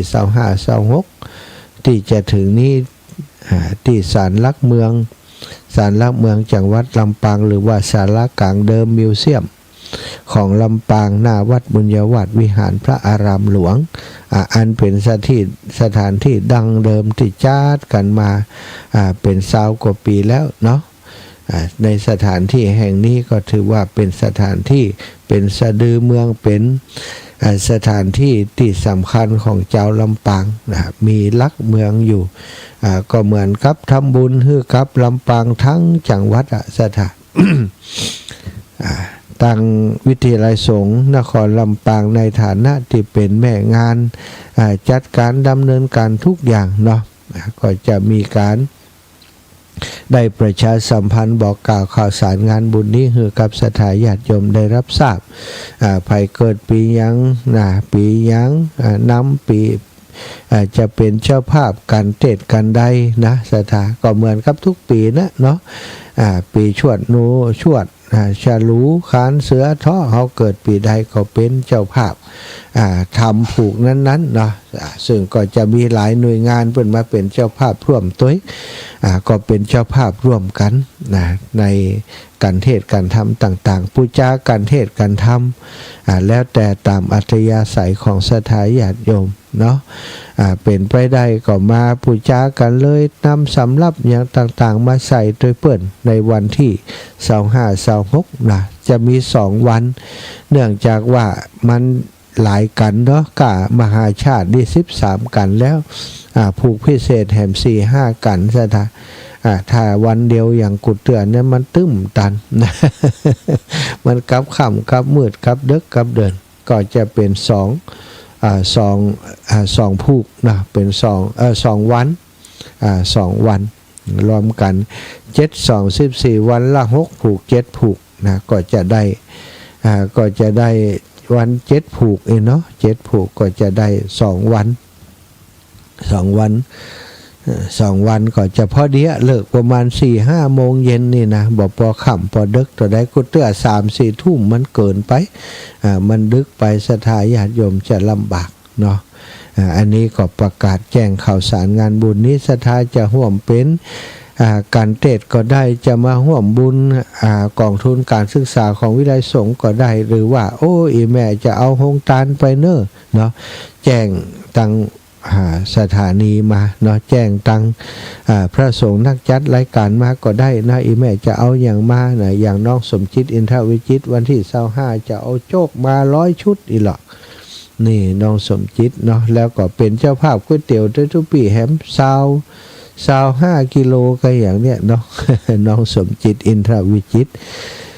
อาตมาก็จะเป็นเจ้าภาพก๋วยเตี๋ยวถึง2 วันนะศรัทธาถึงวันที่25วันที่26เนาะไปจะร่วมบุญด้วยกันก็เรียนเชิญเจริญพรตอนนี้ก็มีหลายคนนะร่วมบุญก๋วยเตี๋ยวมานี่มีอาตมาภาพ 1,000 บาทนะลงไปก่อน 1,000 บาทถ้าขาดเหลือก็ต้องเติมเองละแม่ต่อมแก้วกันทาพังนะ100 บาทอันนี้ร่วมบุญก๋วยเตี๋ยวมานี่ท่านอื่นๆเดี๋ยวก็จะทยอยจดไปเรื่อยๆเนาะใครจะเป็นเจ้าภาพก๋วยเตี๋ยวร่วมกับอาตมา2 วันรวดนะ2 วันเพราะว่ามีคนมาฟังทุกวันมาฟังทุกวันละเยอะๆเนาะจะมีคลื่นสีขาวจากทางเชียงรายจากทางเชียงใหม่มาร่วมตัวเนอะศรัทธาครูบาอาจารย์จากคลื่นสีขาวมรดกธรรมกำเมืองท่านอาจารย์พระครูสังฆลักษณ์รัตอัตนะแล้วก็ท่านหลวงปู่พระครูปฏิพันธ์ธรรมทินท่านอาจารย์พระครูปลัดนัทพงศ์ทิตวุฒศิริท่านอาจารย์พระครูปริยัติธรรมวุฒิวัดหนองยาวท่านอาจารย์มหาสมชาตินั่นแหละเนาะก็จะได้มาแสดงธรรมเทศมหาจารย์แยกผูกแยกกันเนาะคนละผูกคนละกันสถาญาติโยมติดตามรับฟังเนอะท่านอาจารย์พระครูอภิวัฒนวิกรมก็จะมาเยี่ยมยามถามทุกสุขคือกำลังใจเจ้าลำปางตุยในนามของพระสงฆ์นักจัดรายการสถานีวิทยุวิทยาลัยสงฆ์ก็ขอยินดีต้อนรับศรัทธาญาติโยมแฟนคลับแฟนรายการทุกที่ทุกแห่งที่จะได้มาร่วมงานในวันที่25-26ที่ศาลหลักเมืองจังหวัดลำปางเนอะใครจะเป็นเจ้าภาพอายังจะร่วมบุญกุศลด้วยกันโอ้อีแม่บ่ได้เอาโรงทานไปขอร่วมถ้วยได้ก่อใดเนอะศรัทธาจะร่วมจุดใดก็ได้ที่เปิ่นทำกับข้าวกับป่ามาเป็นโรงทานเนาะท่านอาจารย์มหาบวรวิทย์เปิ่นก็จะทำข้าวพัดมาได้ยินว่าเปิ่นประกาศใครจะบริจาคไข่แผงละเท่าใดอีนะก็ร่วมกันมาได้ อย่างของอาตมานี่ใครจะร่วมเป็นเส้นก๋วยเตี๋ยวมาก็ได้ถวายปัจจัยเป็นหรือว่าจะร่วมเป็นลูกชิ้นมาก่อนแล้วแต่ตามอัธยาศัยจะถวายเป็นปัจจัยมาก็ได้เนาะได้เป็น ทุนในการทำโรงทานต่อศรัทธาแล้วก็มีงานที่จะเกิดขึ้นนะในส่วนกลางของพุทธมณฑลจังหวัดเชียงใหม่จะมีงานยกชัดของพระธาตุจำลองพุทธคยาซึ่งครอบครัวกิ่วแก้วโดยแม่จันพองกิ่วแก้วคุณเชิดพงศ์กิ่วแก้วเพิ่นได้เป็นเจ้าภาพสร้างถวายไว้ในพุทธศาสนาประดิษฐานที่พุทธมณฑลจังหวัดเชียงใหม่ในเมตตาธรรมของหลวงพ่อเจ้าคณะจังหวัดเชียงใหม่ท่านอาจารย์หลวงพ่อพระครูสาธุกิจจานันท์พระครูพิวัฒนวิกรมจะได้ทำการยกชัดในวันที่15เดือนมกราเดือนหน้าเนาะเปิ่นก็จะมีได้ทราบว่ามีครูบาเจ้าครูบาบุญจุ่มจะเมตตามาเป็นประธานสงฆ์ในวันนั้นศรัทธาญาติโยมก็คอยติดตามข่าวจาก ท่านอาจารย์พระครูอภิวัฒนวิกรมตัวเนอะว่าได้ข้อมูลกันอย่างใดแน่นอนบ่แน่นอนท่านอาจารย์จะแจ้งให้ทราบอีกทีแต่ในเบื้องต้นทางเจ้าภาพมีความตั้งใจอย่างนั้นนะแล้วเปิ้นก็เป็นลูกศิษย์ของครูบาใกล้ชิดครูบาตัวเนาะก็คงจะเป็นไปได้แล้วก็ศรัทธาญาติโยมตังลำปาง ตอนนี้ลำปางเต็มแล้วนะคะนะลำปางที่จะไปร่วมบุญในวันนั้นเต็มแล้วเนอะสำหรับรถใครจะไปเนี่ยก็คงจะต้องเหมารถกันเองแต่ว่ารถที่จะไปเนี่ย10 กันมีแม่บัวเย็นจันทบ1 กันน้องสมชิด1 กันแม่สวัสดิ์บรรลุก1 กันป่อสีอุดบรรผาลาดแม่เมาะ1 กันแล้วก็ปลาจ้ำน้ำโจนี้1 กันแม่จินดาเนาะแม่น้อยอินยาสี1 กันแม่นงรักโยมน้องนงรักนากวางนาฟาน1 กันแม่บัวขี้ทะโป1 กันแม่ปราณีชัยวงศ์ บ้านห้วยฮีแหม1 กันเนอะแม่บุญเทียมท่าเขาน้อยแหม1 กันครบแล้วเนอะ คนอื่นกันอื่นก็ต้องช่วยกันออกแล้วเนาะอันนี้เพิ่นออกปัจจัยสตางค์คือ2,000 บาทนะสตางค์2,000 บาทที่เหลือจากนั้นสมมุติว่าเป็น3,000นี่เนาะเมารถ3,000 ปลายศรัทธาก็เสริมไปแหมคนเล็กคนน้อยก็จะกุมพอดีนี่ทางเจ้าภาพเปิ่นสนับสนุนมานะอาตมาบ่ได้ฮักหัวคิวเนอะเปิ่นบอกว่าสนับสนุนมา10 กันเจ้าอีอาตมาก็จะฮือศรัทธาไปตามนั้นเนาะก็เปิ่นจัดสรรมาฮือศรัทธาไผจะไปด้วยกันอย่างใดก็ว่ากันไปเนาะส่วนที่อื่นๆโอ้อยากไปเปิ่นจัดก็ถามในพื้นที่ก็แล้วกันเนาะอย่างทางเวียงปอเปาทราบว่าก็ได้อยู่เหมือนกันนะแล้วก็ตั้งที่อื่นที่ไกลไผจะมาในเชียงใหม่ใกล้ๆนี่ก็คงบ่เป็นภาระเท่าใดแต่ว่าที่ไกลๆก็สอบถามกันจากครูบาอาจารย์ท่านใดศรัทธาตอนนี้ตะกี้ก็ได้สารธรรมค้างไว้เนาะอันนี้เห็นน้อยบ่ในเมื่อมาเรื่องนี้แล้วก็มีเรื่องของที่เปิ้นให้หอมการตั้งเสาสถานีใหม่ที่วัดบรรพตสถิตเนาะตะกี้แจ้งไปแล้วส่วนหนึ่งนี้ขออ่านหน้าซองเนาะหน้าซองที่เพิ่นถวายมาจะได้อ่านแล้วจะได้เก็บไว้แม่ย่าเรียบวังสมบัติแม่จำสมเส้นทองหลานอันนี้เพิ่นถวายดินมา1 ดำเนาะ300 บาทแม่ปราณีสายเครือมอยนี่ก็ถวายมาปัจจัยทำบุญมาโดยแม่จันสมเส้นทองหลานปงแสนทองถวายส่วนตัวมานางวลีพุ่มดวงอุทิศให้พ่อจันเสาอันนี้เพิ่นทำบุญเนาะถวายเจ้ากรรมนายเวรยายอุไรวันนางสาวสุนิรัตน์น้องนางสาวอภิธัญญากรแต่ว่าเพิ่นก็ทำบุญอันตักบาตรมาแม่บุญสายพวงคำน้องแต่พวงคำน้องตายพวงคำหลานตายพวงคำร่วมทำบุญเสาวิทยุ100 บาทสาธุเด้ออุทิศบุญไปให้พ่ออาจพวงคำอันนี้เสาวิทยุคุณครูยุพาเยาละอองบันฟ่อนร่วมทำบุญครับอาจารย์มาแหม100น้องสมจิตอินทรวิจิตพร้อมลูกหลานตานเข้าใหม่นะไปให้พ่อเลื่อนแม่หอมกาวิตูนะแล้วก็บ้านเลขที่3คุณบรรจบเยาละอองนะเกิดปีชวดนะกันร่วมกันเนาะร่วมกันในการเทศการเทศทางธรรมหลวงเนี่ยนางสุภาเยาละอองปีเทาะชนันชาญเยาละอองปีเทาะนางสาวจารุภาเยาละอองปีมะเมียตาลธรรมหลวงร่วมกันนะอันนี้1 2เก็บไว้สำหรับตาลธรรมหลวงแม่บัวไขกิ่งก้ำบันตาแม่อุ้ยแดงกิตติรสบันตาแม่อุไรมโนคำบันตาร่วมทำบุญเป็นร่วมทำบุญร่วมบุญอย่างนี้ถมดินยะอย่างหุ้นเนอร์พร้อมครอบครัว300 บาทอันนี้ร่วมทำบุญดิน1 ดำ300 บาทครอบครัวยาวละอองตะกี้คุณบรรจบยาวสุภายาวละอองชนชานยาวละอองนางสาวจารุภายาวละอองนะร่วมบุญดิน1 ดำตำบุญปีชง200นะเปิ่นเป็นครูเกษียณจากโรงเรียนบุญยวาสโรงเรียนบุญยวาสวิทยาลัย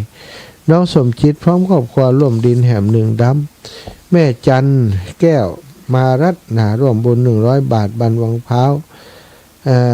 บ้านวังพร้าว100 บาทบุญชูแก้วมารัต100 บาททำนะตานทำหลวง200 บาททำเสานะรวมบุญเสาตัวนะเสาอากาศตัวแม่สุภาพรอินทรีพร้อมครอบครัวทำบุญเสาแหม100 บาทแม่ย่าอุไรวันอภิธัญญากร300 บาทบุญถมดิน300 บาทแม่ย่าตุมมาแสนอินคำถมดินเนาะ100 บาทแม่ตุนแก้วทิพย์การเงิน100 บาทแม่จวนอินทนนท์100 บาทแม่พรธรรมจริยา100 บาทแม่เล็กสุภากาวี100 บาทสถาบันวังพร้าวรวมกันแล้วเป็น500 บาทร่วมบุญถมดินแม่ฟองแก้วจิตมั่นตานไปหาปอภัยบุญจิตมั่น100 บาทแม่คิมศรีอินแก้วทำบุญเสา100 บาทเสาแล้วก็ตานทำนะเสาอากาศร่วมบุญแม่อัมพรบุญหมื่นร่วมบุญเสาอากาศมาแหม200 บาทแม่ครูอารีพันธ์ตะกี้บอกไปแล้วทำบุญสถานีแม่อัมพรบุญหมื่นนะถวาย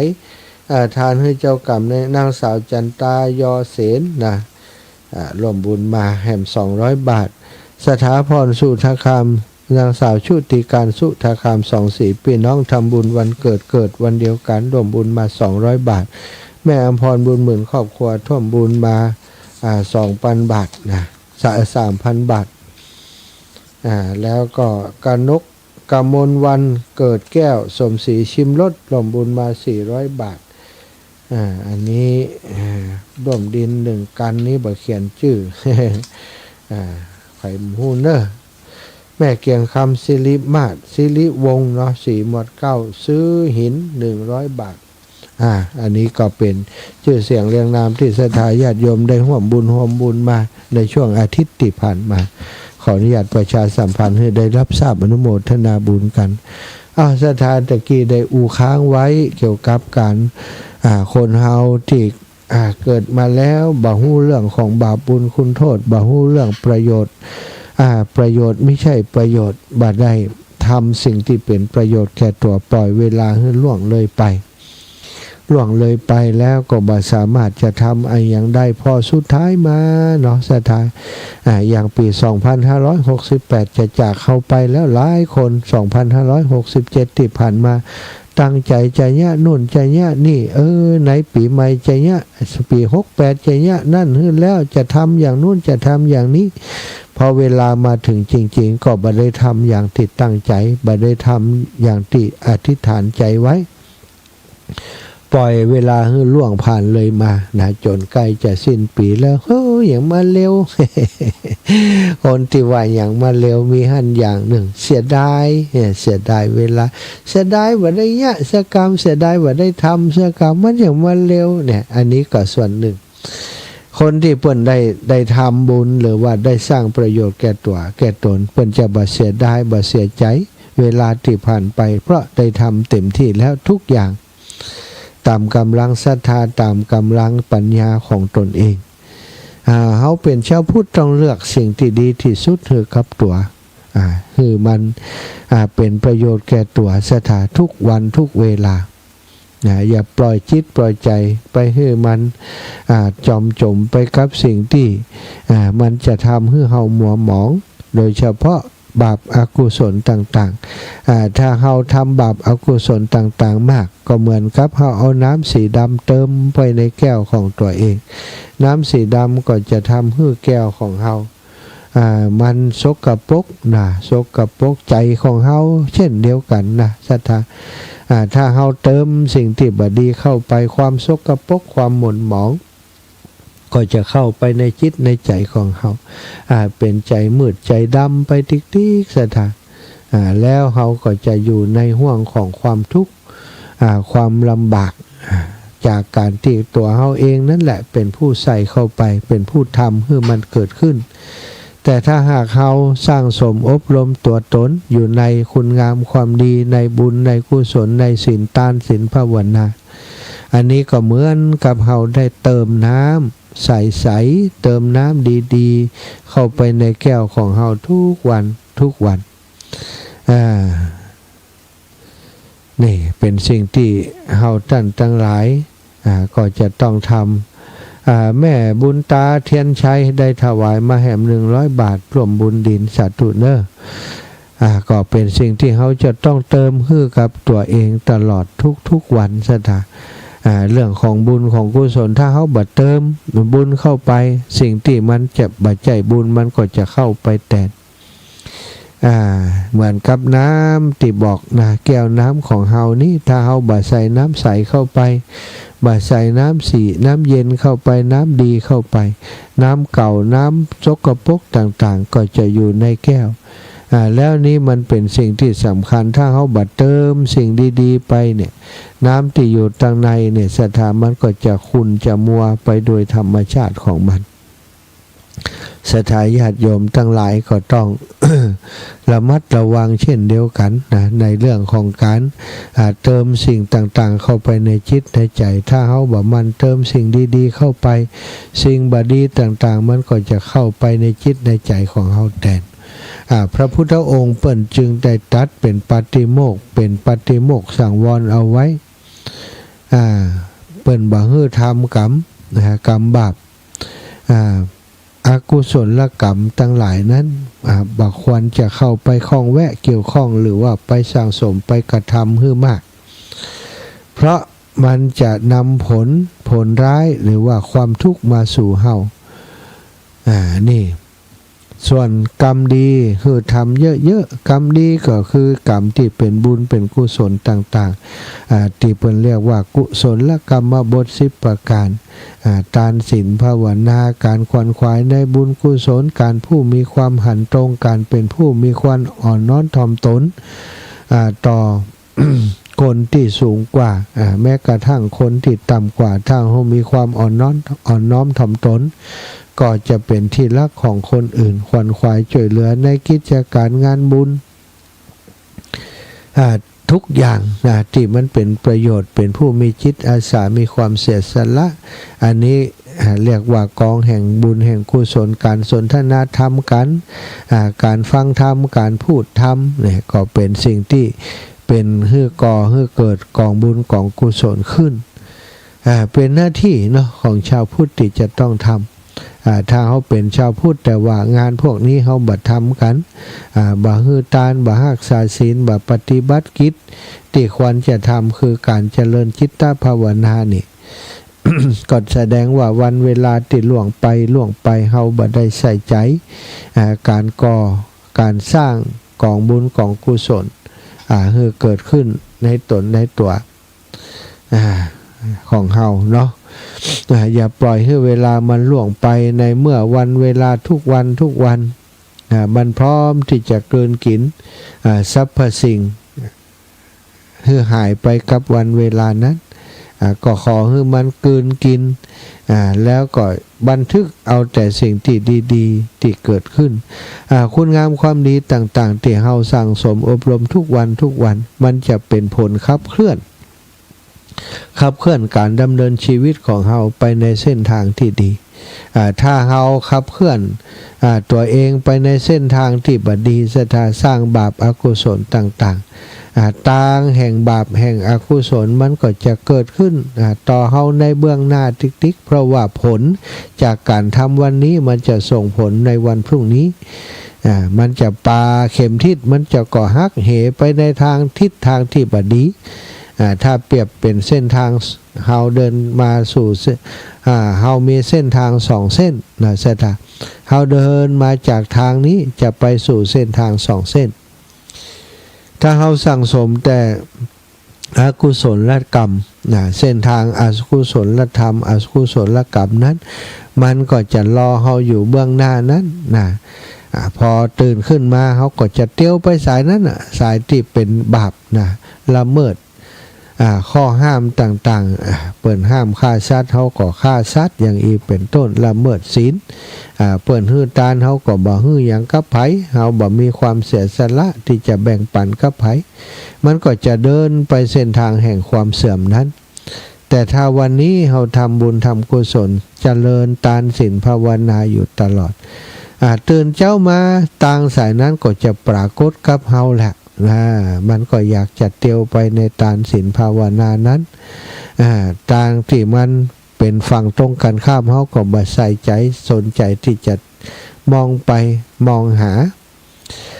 เป็นอย่างนี้ศรัทธาญาติโยมถ้าเกิดเฮามองหาทางที่เป็นบุญเป็นกุศลตลอดทางแห่งบุญแห่งกุศลตื่นเจ้ามาก็จะมาปรากฏต่อหน้าเฮาอย่างเนี้ยอย่างที่อีปล่อยอีแม่ทั้งหลายตื่นเจ้ามาก็ได้ฟังน้ำฟังธรรมเปิดวิทยุมาได้ฟังน้ำฟังธรรมบ่ได้จมอยู่กับเรื่องเก่าๆเรื่องที่มันบ่ดีอย่างต่างๆเฮาบ่ได้ใส่ใจมีชีวิตอยู่กับปัจจุบันชีวิตปัจจุบันนี้เป็นสิ่งสำคัญที่สุดศรัทธาหลายคนนี้บ่เข้าใจคำที่พระพุทธเจ้าสอนนะปัจจุบันนี้สำคัญที่สุดเพราะอะไรยังนะเพราะว่าปัจจุบันคือเวลาจริงๆเวลาที่เฮาหู้สึกตัวทั่วพร้อมอยู่เนี่ยเป็นเวลาที่สำคัญเหมาะแก่การถ้าจะอู้ถึงการเพาะปลูกนะก็เหมาะแก่การเพาะปลูกสิ่งดีๆปลูกสิ่งดีๆเข้าไปนะเฮาบ่จำเป็นจะต้องไปย้อนระลึกถึงอดีตที่มันผ่านไปแล้วเพราะอดีตนั้นเขาไปจัดการอะไรอย่างบ่ได้สิ่งที่บ่ดีบ่งามทั้งหลายที่ทำไปแล้วโอ้เสียใจอยากจะทำบ่อยากจะทำอย่างนั้นเลยนะแต่ว่ามันทำไปแล้วนะเฮาจะไปหวนระลึกถึงอดีตจะไปแก้ไขยังก็บ่ได้สิ่งสำคัญก็คือในเมื่อผิดพลาดไปในอดีตวันนี้จะต้องบ่ให้มันผิดซ้ำแหม ที่เปิ้นว่าเอาอดีตมาเป็นบทเรียนเนี่ยศรัทธาเอามาเตือนตัวเองบ่ให้เดินซ้ำรอยเก่าอันใดที่บ่ดีก็บ่ต้องทำซ้ำแต่ส่วนอดีตที่มันเป็นสิ่งดีๆระลึกแล้วมีความสุขชื่นใจสบายใจเป็นบุญเป็นกุศลนั้นเฮาก็ทำในปัจจุบันแหมตะวันนี้ก็ทำไปแล้ววันนี้ก็ทำแหมอย่างศรัทธาท่านต่างหลายเนี่ยทำบุญใส่บาตรตักบาตรทุกวันทำไมบ่เบื่อบ่หน่ายก็เพราะว่าทุกวันเนี่ยเฮามีโอกาสได้สั่งสมยังบุญยังกุศลเติมพลังบุญเข้าไปสู่จิตสู่ใจเฮาตลอดเฮาทำแล้วเฮามีความสุขเฮาก็ทำต่อทำต่อก็เหมือนกับเติมน้ำใสเข้าไปในแก้วเฮาตลอดแม้แก้วเฮาจะสกปรกมาพ่องจากเหตุการณ์โน่นนั่นนี่ที่เคยทำไว้แล้วจังมันเฮาก็เติมน้ำใสเข้าไปเติมน้ำใสเข้าไปเติมน้ำใสเข้าไปเปิ้นทดลองนะศรัทธาญาติโยมน้ำสกปรกนี่น้ำแก้วใสๆนี่เอาน้ำดำๆเข้าไปใส่ไปนี่มันก็จะดำไปติ๊กโอ้พอหู้ตัวว่าโอ้อันนี้บ่ได้แล้วใจประโยชน์บ่ได้น้ำดำๆนี่นะขยันเอาน้ำใส่เข้าไปน้ำดำๆนั้นศรัทธามันก็จะถูกน้ำใสเนี่ยเบียดเข้าไปทุกวันเจือจางไปทุกวันแล้วมันก็จะกลายเป็นน้ำใสในที่สุดนี่คือสิ่งที่เป็นสัจธรรมที่แท้จริงเป็นความจริงทดลองดูก็ได้นะศรัทธาญาติโยมถ้าเฮาทดลองเฮาก็จะหู้จะหันด้วยตัวเฮาเองในชีวิตในทุกวันเฮาก็มันก็เอาเกี่ยวเอาบุญกุศลนี้มีโอกาสฮื้อทานก็ได้ทำทุกวันเริ่มต้นตั้งแต่ตื่นเจ้ามาได้ฟังธรรมได้เจริญสติภาวนาตื่นมาพิจารณาตัวเองลมหายใจเข้าลมหายใจออกทำมันสั่งสมไหว้พระจัดสวดสาธยายมนต์ทุกวันถ้าไหว้พระยามเจ้าถ้าไหว้พระตอนเจ้าทำวัดเช้าระลึกถึงพระพุทธพระธรรมพระสงฆ์อันเป็นสรณะอันประเสริฐของเฮาอันนี้ก็จะทำให้จิตใจของเฮาทั้งหลายมันสะอาดมีเวลาแต่ละวันเวลาแต่ละวันก็จะมีคุณค่าแก่เฮาถ้าบ่ทำอย่างนี้แล้วจิตใจมันก็จะพลอยไปทำสิ่งที่เศร้าหมองเวลาจะมีเป็น100 ปีพันปีก็บ่เป็นประโยชน์แก่ตัวเฮาเวลาแค่วันเดียวเวลาเดียวนาทีเดียวศรัทธาชั่วโมงเดียวถ้าเอามาสร้างบุญสร้างกุศลเจริญจิตตภาวนาก็จะเป็นประโยชน์แก่ตัวเฮาจะได้หู้ธรรมหันธรรมจะได้หู้แจ้งแทงตลอดในอัตในธรรมของพระพุทธเจ้าเป็นเวลาที่ประเสริฐกว่าเนาะ คนพาลทั้งหลายอยู่เป็นหมื่นปีแสนปีบ่ได้ประโยชน์จากกะอายุที่ยืนหมื่นปีแสนปีคนที่เป็นบัณฑิตแม้เกิดมาในวันเดียวแต่เพิ่นสร้างก่อกองบุญกองกุศลมีหิริโอตตัปปะมีความละอายต่อบาปมีความเกรงกลัวต่อบาปบักกล้าทำบาปยังกุศลและทำให้ถึงพร้อมเกรงกลัวต่อบาปทำแต่สิ่งที่เป็นบุญเป็นกุศลแม้เปิ่นจะมีอายุบ่เมินนานแต่ว่าเปิ่นได้ก่อกองบุญกองกุศลย่อมมีสวรรค์ที่ไปในเบื้องหน้าทุกโศกโรคภัยต่างๆก็จะห่างหายจากบุคคลเช่นนี้เฮาต้องการอะไรก็ต้องทำเองซะท่าต้องการบุญก็ต้องทำเองเหมือนกับเฮาหิวข้าวต้องการอาหารที่เป็นประโยชน์เข้าไปสู่ร่างกายเฮาก็ต้องกินข้าวกินอาหารที่เป็นประโยชน์รู้จักเลือกกิน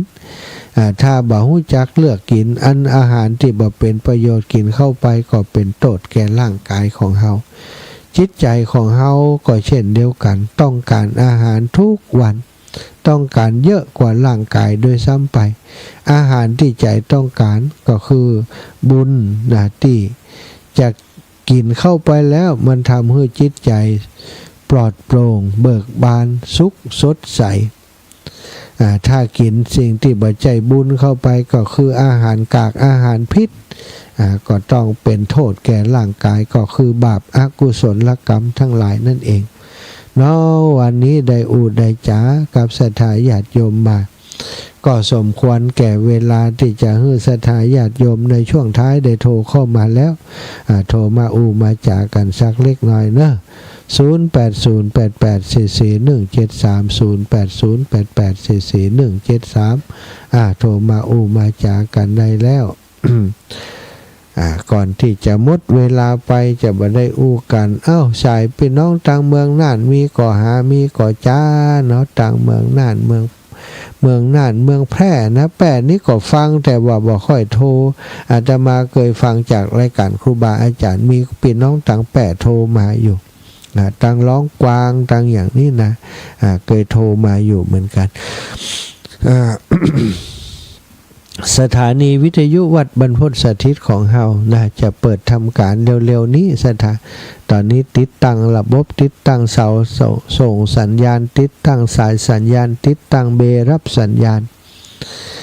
เป็นที่เรียบร้อยวันนี้ก็จะจำเครื่องจะจำเข้าเครื่องส่ง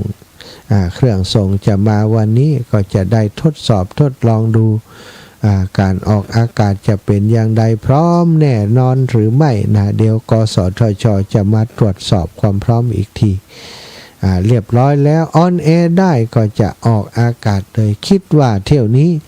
60 เมตรที่เครื่องเสาตั้งเสาส่งนี้ครอบคลุมลำปางหลายจังหวัดหลายอำเภอแน่นอนเนาะสถานที่ฟังอยู่ต่างบ้านต่างจองรับรองว่าฟังได้ชัดเจน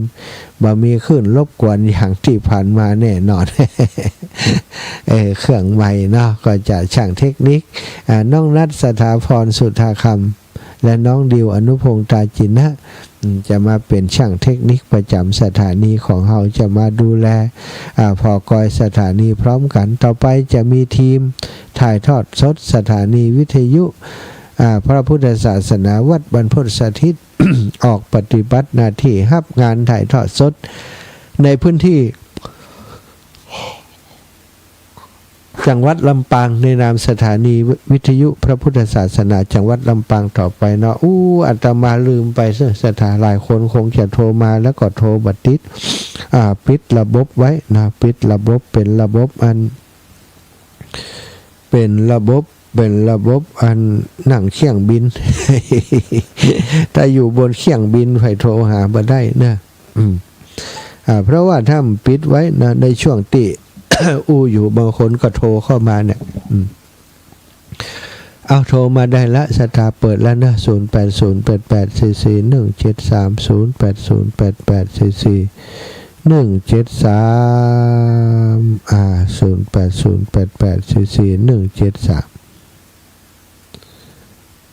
0808844173 โทรมาได้แล้วนะโทรมามาจามาสนทนากันได้พี่น้องต่างเมืองน่าน พี่น้องต่างเมืองน่าน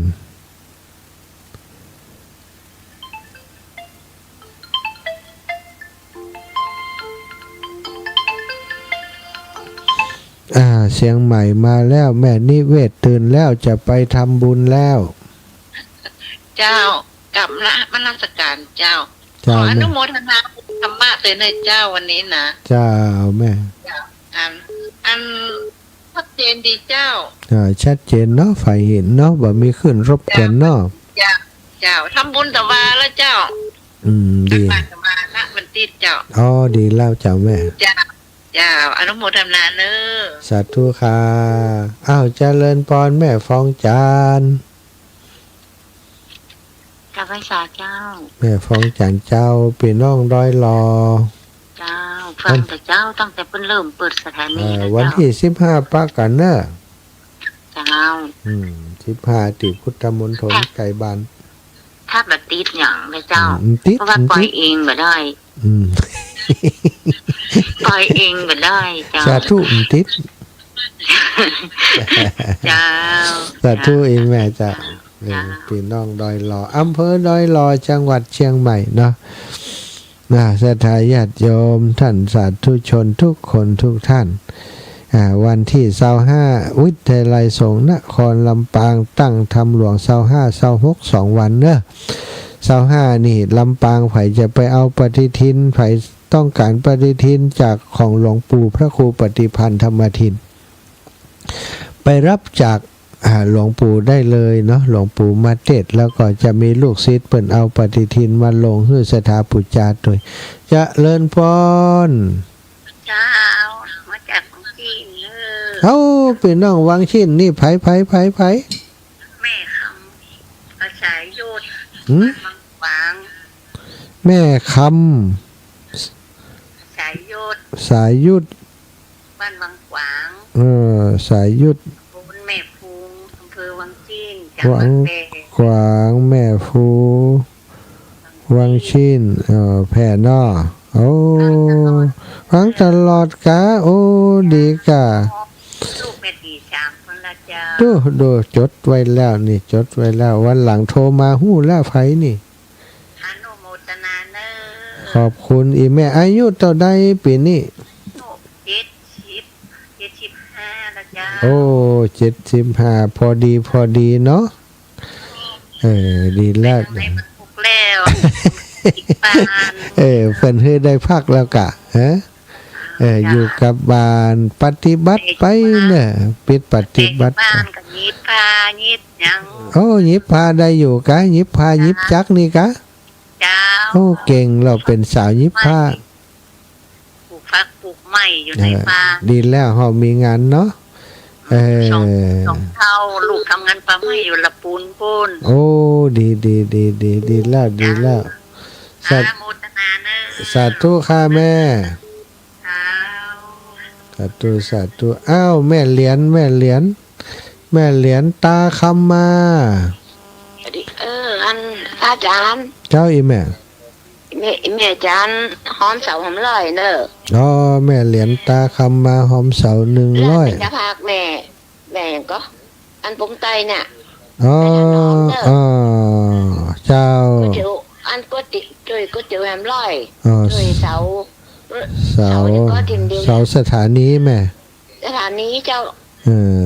สถา แม่จะพาแม่ถนอมกับอันในบุขีเป็นไปหรอ อ๋ออีแม่ได้มาเนาะ แม่จุ่มจะได้ไปแม่ไปไม่ได้ โอ้อยู่คนเดียวไปเนาะ เจ้าอีแม่จ่าบุญรักษาเจ้าแม่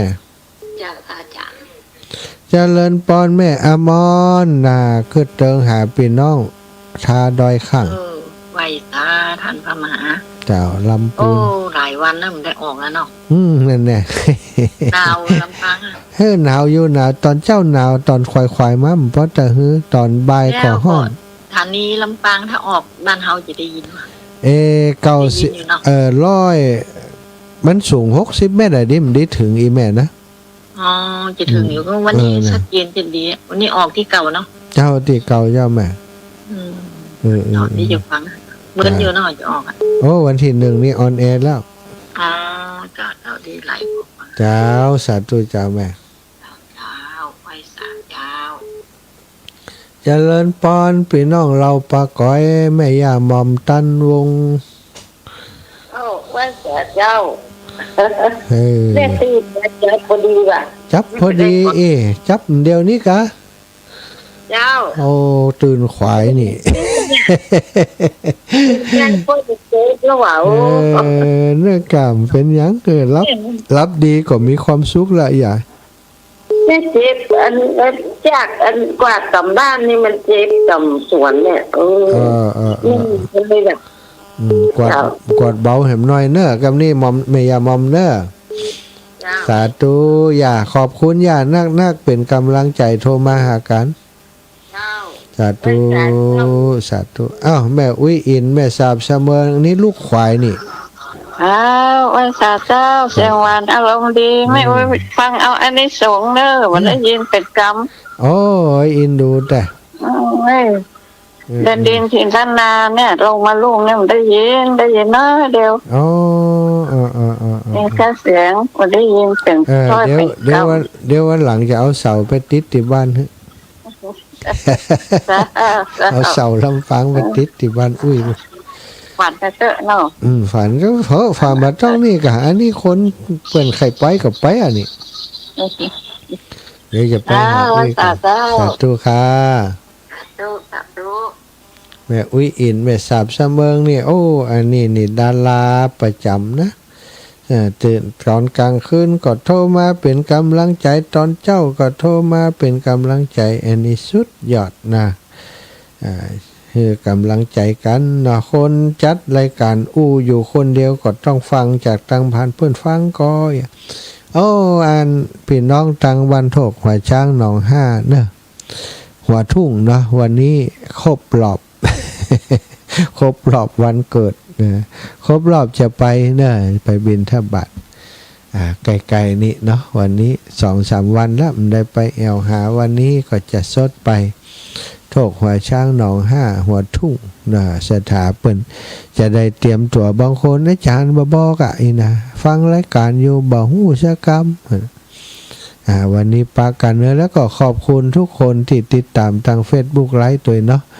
Facebook ไลฟ์นี่ก็เยอะอยู่นะศรัทธาญาติโยมติดตามมาจัดหลายคนตั้งแต่เจ้ามาแล้วเนาะแม่พิษสมัยเขื่อนคำแสนนะแม่พิษสมัยนะแม่พิษสมัยหลายคนหลายท่านเนอะขอบคุณนุโมทนาแม่พิษสมัยแม่ศิรินทิพย์นะแม่พรนิพาอุ่นเรือนสมจิตอินทวิจิตแม่ครูเกษณีชัยเทพนะก็ติดตามแม่สีทรเปรมจิตแล้วก็แม่ฟองจันแก้วมูลแม่ครูยานะแม่ครูยากศนนะจากเชียงใหม่เอาละศรัทธาตอนนี้มาพอเวลาแล้วเวลาใกล้จะหมดเวลาแล้วก็ขออำนวยอวยพรศรัทธาทุกคนทุกท่านติดตามรับฟังรายการให้ได้อยู่ดีมีสุขให้มีอายุมันขวัญยืนจากที่ก็ปันมาจากหาก็ปันใดแม่นจากเดินทางขึ้นเหนือล่องไทยก็ขอให้ได้ปลอดภัยในทุกเส้นทางจัตตารโอธรรมาวทันติอายุวันโนสุขังพะลัง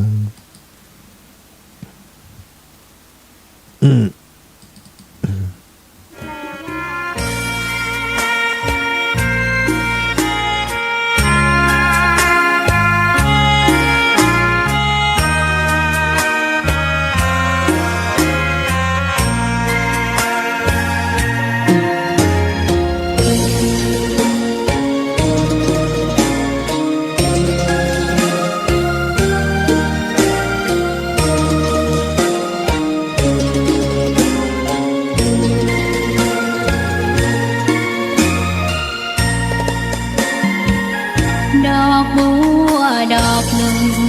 พึงใจไว้เพื่อบูชาแด่องค์พระศาสดาสัมมาสัมพุทธเจ้ามีความงามยิ่ง ไม่เปรียบเทียบเขาเทียบเรา